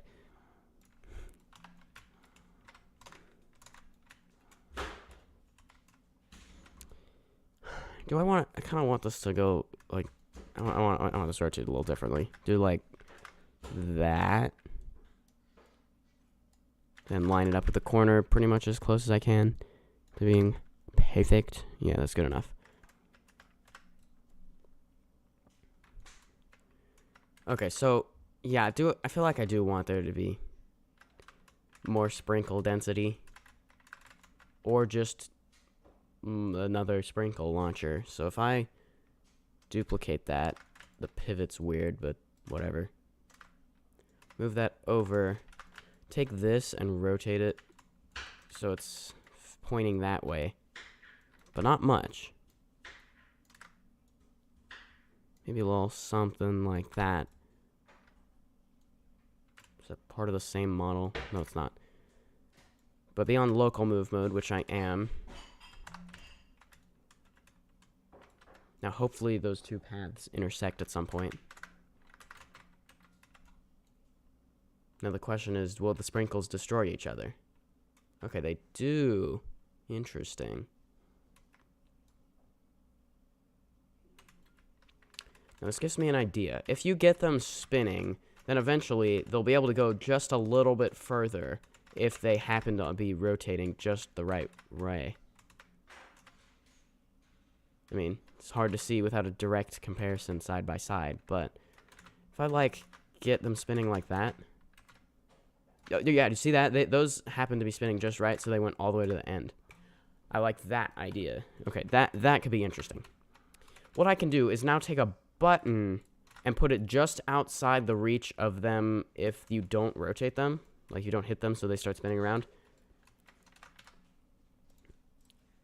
That way you must get them spinning around so that they go just a little bit further and hit the button. But first, let's figure out where that point is. ignore those ones since I hit that accidentally. Okay, so it's right about here. If I do that, go into server view, take a random part, set it to like 1 by 1, and position it like right where I'm standing, like right there. Press Control C, exit the game so it deletes that, but then go to obby, and go paste into. No, paste into at original location, I meant. That should give me an idea of where that is approximately.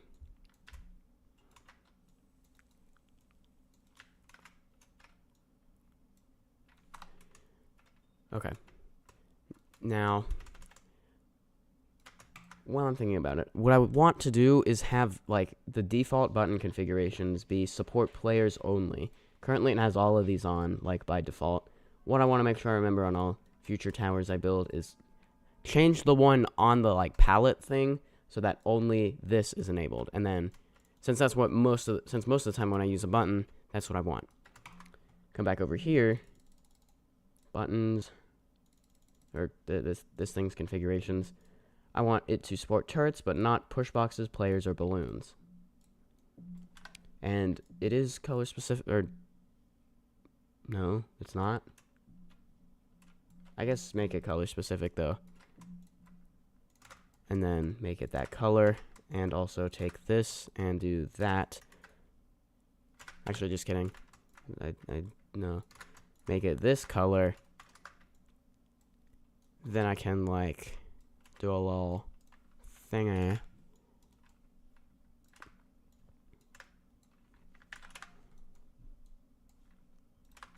Like that. I'd recommend putting your tower after it gets finished. It's like me submitting a tower, but with half the tower already done. That's just my thoughts. Well, yeah, I'll have this finished by Wednesday, or probably earlier when I finish actually building it. Because the video I'm going to post of building this will be on Wednesday. And at that point, it'll be done. And this whole place is eventually going to be Ring 5, but for now, it's just a base plate with this one singular tower. Yeah. Anyway. Let's give it a try now. So, move out of the way. Oh, they're going to hit that part. Oh, hold on.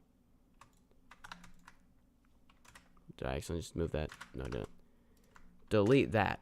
There. Now, give it a try. So, hopefully, where these two paths intersect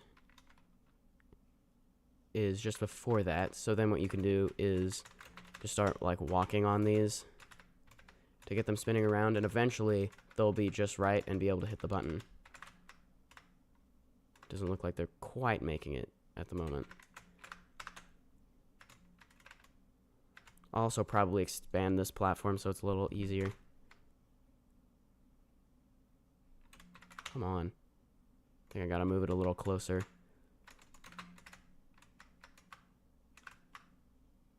How are none of them... Okay. Or are they disappearing after a certain amount of time? Maybe they're like... I mean, no, we saw one go all the way to the end, though. Well, whatever. If I move this closer by, like, 2 studs...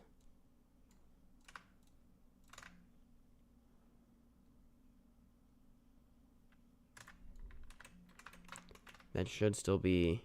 not... yeah, it's just outside the point where they both intersect.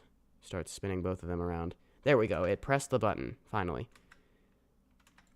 Now, that is hitting sort of towards the top of the button, which I think looks a little ugly. So, move that up, like, a little bit. Yeah. Next up, expand this. There we go. That way that's a little easier. And now we need a sign. Hopefully I managed to explain this in, like, not a huge paragraph, because, yeah. Let me first just type what I want the sign to say, and then I'll make the sign look good. Text. Alright. When the sprinkles intersect, or when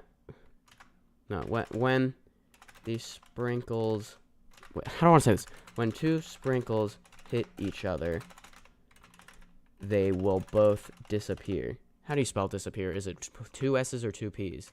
Disappear. One S, two P's. They will both disappear. For them to reach the button, walk on the sprinkle paths. These sprinkle paths, so they start spinning around and can travel just a little further to hit the button.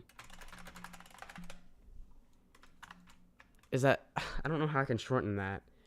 Even this isn't the best explanation, I feel like. When two sprinkles hit each other, they will both disappear. For them to reach the button, walk on both sprinkle... I'll make it say both. Walk on both sprinkle paths so they start spinning around so they can travel just a little further to hit the button.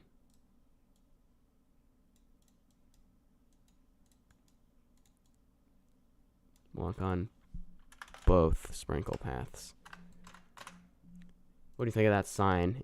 Spin the sprinkles so they can reach the button without colliding with each other. Spin the yeah. Okay, thanks for your suggestion.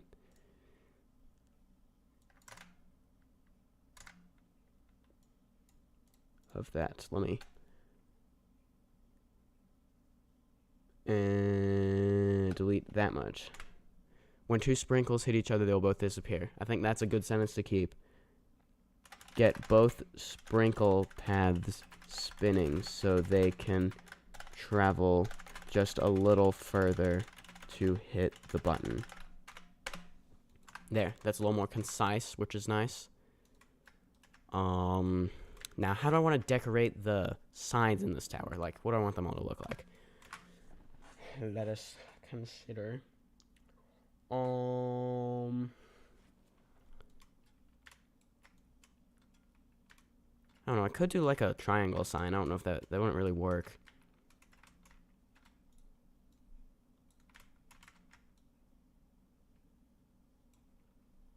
I guess I don't have to do a super detailed sign. I don't know.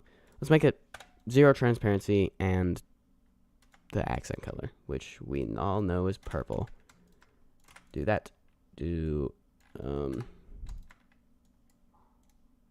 it's already started. Wait, yeah, make it universal.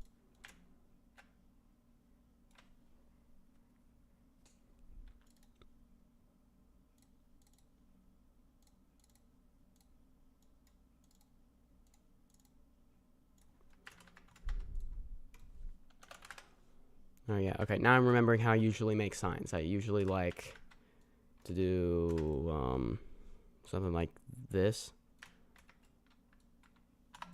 You can read that, but I prefer the background behind the text to be black, so let me duplicate sign from this sign, delete the surface GUI, then make this be smooth plastic, make it be RGB000, go to surface, make it smooth, smooth, smooth, smooth, smooth, smooth, go 0.5, go like this, and then go 0.05. There we go. Now I can add this thing. I can name this thing like back, and then keep this thing as being named sign, and name the whole thing sign, and also go back and select both of these, and make sure they are can collide false. They already were, but now I'm sure. Universal. Yes. I've been watching this since 2.5 hours ago. Well, thanks for watching. Okay. So, imagine playing this tower. You reach here. When two sprinkles hit each other, they will both disappear. Get both sprinkle paths spinning so they can travel just a little further to hit the button. So, if you move your camera over there, you can clearly see they just don't, they almost make it, but they don't quite. Here, it almost looks like they're hitting the button, but then just disappearing. Okay, we'll do something about that in a second, maybe. Might decrease the speed, or the speed of them. Oh, there, I hit it, okay. Because, like, what you gotta do is get two sprinkles next to each other spinning, like, Because if I get this sprinkle spinning like these three, but then I go over here and then these three, that's not going to help because both sprinkles need to be spinning on the same like thing. So you need a bit more time. I'd be fine with that if this was like, I don't know, difficult or maybe hard difficulty or higher, but obviously it's easy. So speed. Make this like 3.5. I assume that's studs per second, and I hope it doesn't need to be an integer. Okay, it does make them a little bit closer together. Like, from each sprinkle launcher.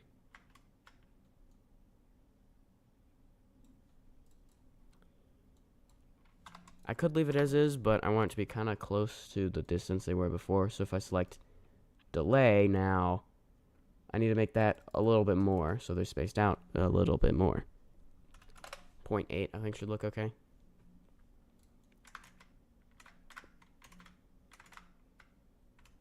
Yeah.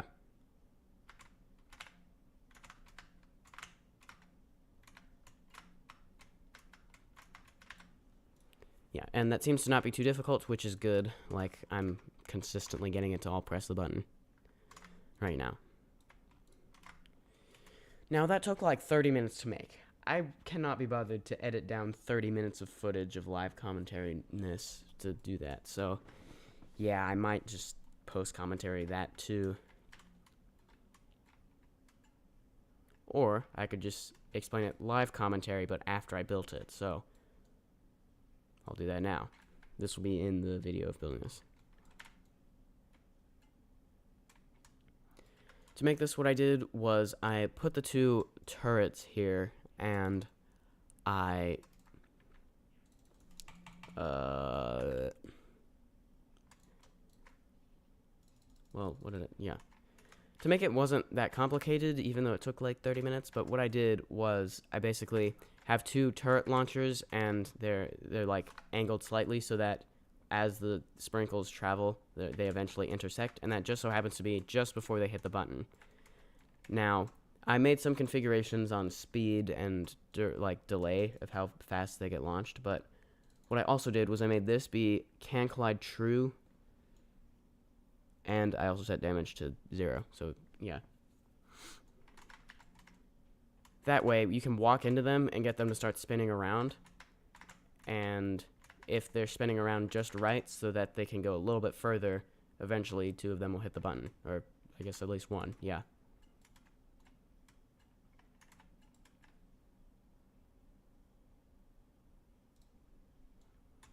See, I would much rather edit down that like 1 minute rather than 30 minutes of me building that. Now what? I could maybe, there's like a, it like opens a door in here. I could put something inside here, I don't know. Maybe like then get a push box, and you can take said push box over to here. Yeah, we can do that. This I could live commentary. I'll live commentary this in the video.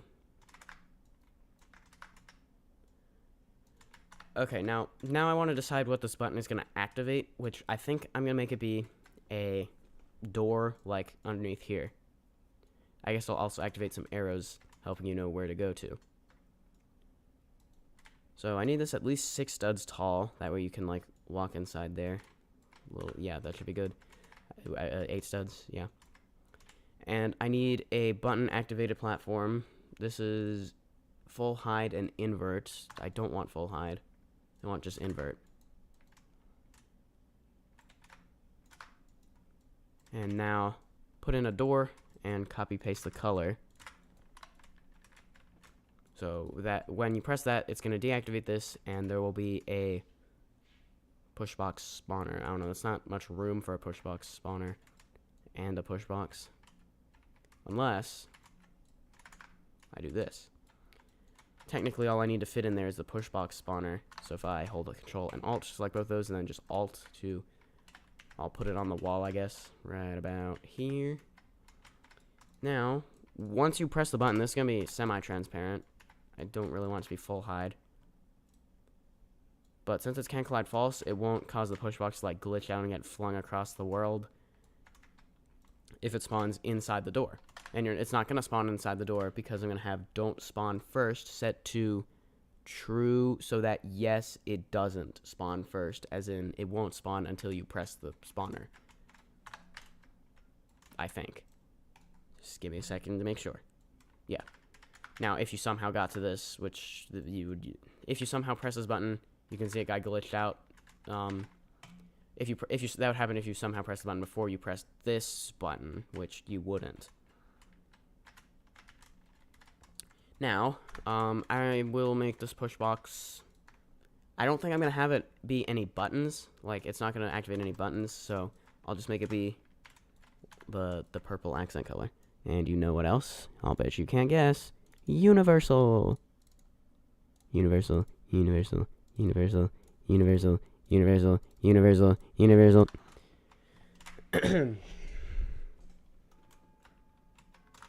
Clock. Hold on. Let me listen. You still haven't made the ring 5 place yet? No, I have. This is what I'm doing now.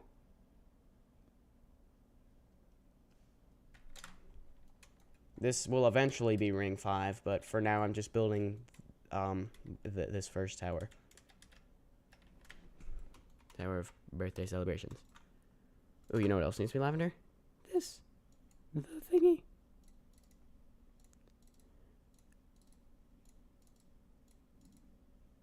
Okay, there. Now it doesn't look quite as boring. Well, that's not universal because it doesn't like it. Whatever. Okay, anyway. So I've changed the color of the push box to now be lavender, the purple color. And it's not going to be activating any buttons, so I'm not going to use my one button that's exactly this color, like in the first 10 seconds of the tower. Well, 30 seconds, I guess. But let's give the whole thing a try, starting here. So you need to do that, and you need to do that. And one of those should press it. There we go. It'll activate some arrows, but you do that, and then you can use this push box and take it, like, wherever I want it to be. Like over here or something. Now for the arrows, I'll do bright neon wedges. Because wedge.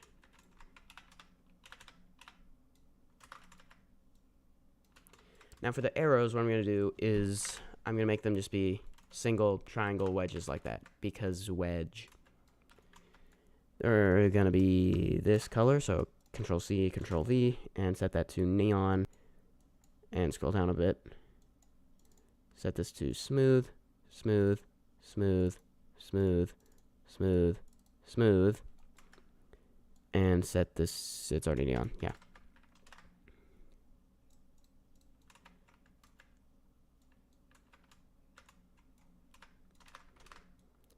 I'll make it activate one of the arrows up here in case you're facing that way, which you might.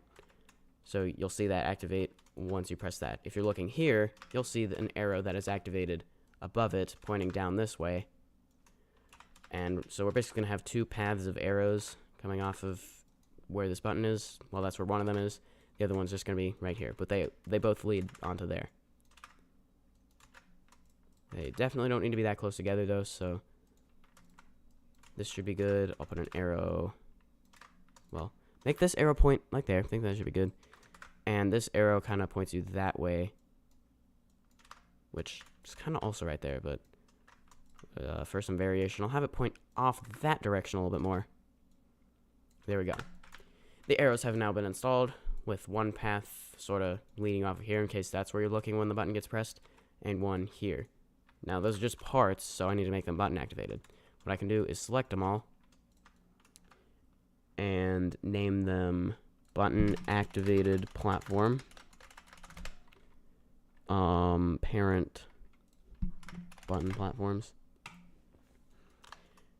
And they also need full hide, so they're completely invisible before you press the button. And I'll give them ignore can collide also, so that they stay can collide false all the time.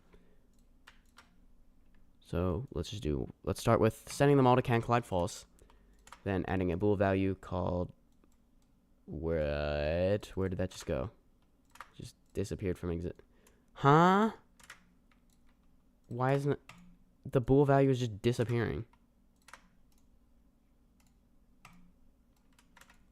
Huh? Oh, wait. Because I had the search filter thing on. Nah, great. Now I gotta find it again. There we go.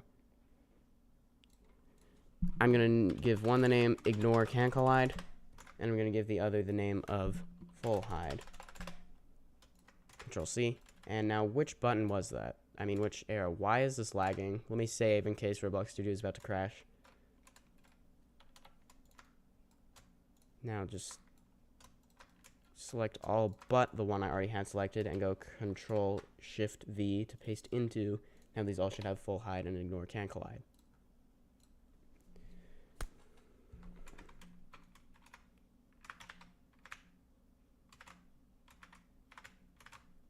Okay, give it a test, do this, and let's press the button. There you go, you can see it activated them. I think I gotta decrease the brightness a little bit, but I can't unless I change the color of the sprinkles and everything else. I'll make them smooth plastic instead. But point is, they lead you here to get the push box.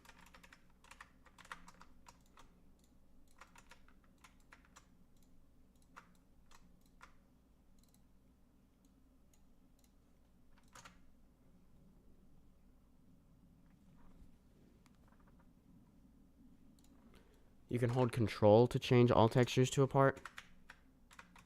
Oh, okay. I'll try that out in a second. Because if that's the thing, which I'm sure it is, I don't know what. Yeah. Okay, now that these are smooth plastic, that's good. Okay.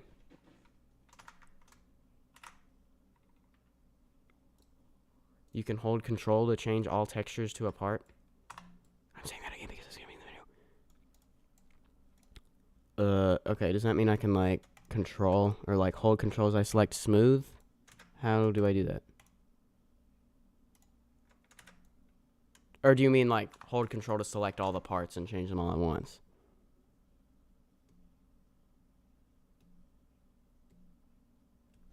Or there's a plugin where you can instantly change a part's texture. I mean, yeah, but that's too much work to figure out the plugin and okay. I don't know why Roblox Studio is lagging, but I think that's going to be the end of the stream for now. Yeah. So, that's the end of the tower for now. Yeah. I'll have this finished by, Wednesday when I post the video of this. Yeah. So, I'll go play here. Hold on. There we go. Alright, so I'll do the outro here. Alright, thanks for watching the stream. I really hope you enjoyed it. If you did, make sure you like and subscribe. And yeah, don't miss my next video, which is going to be the building of this tower of birthday celebrations, posted on Wednesday, August 28th, which is my birthday. So, thanks for watching. I'll see you then, and have a great day.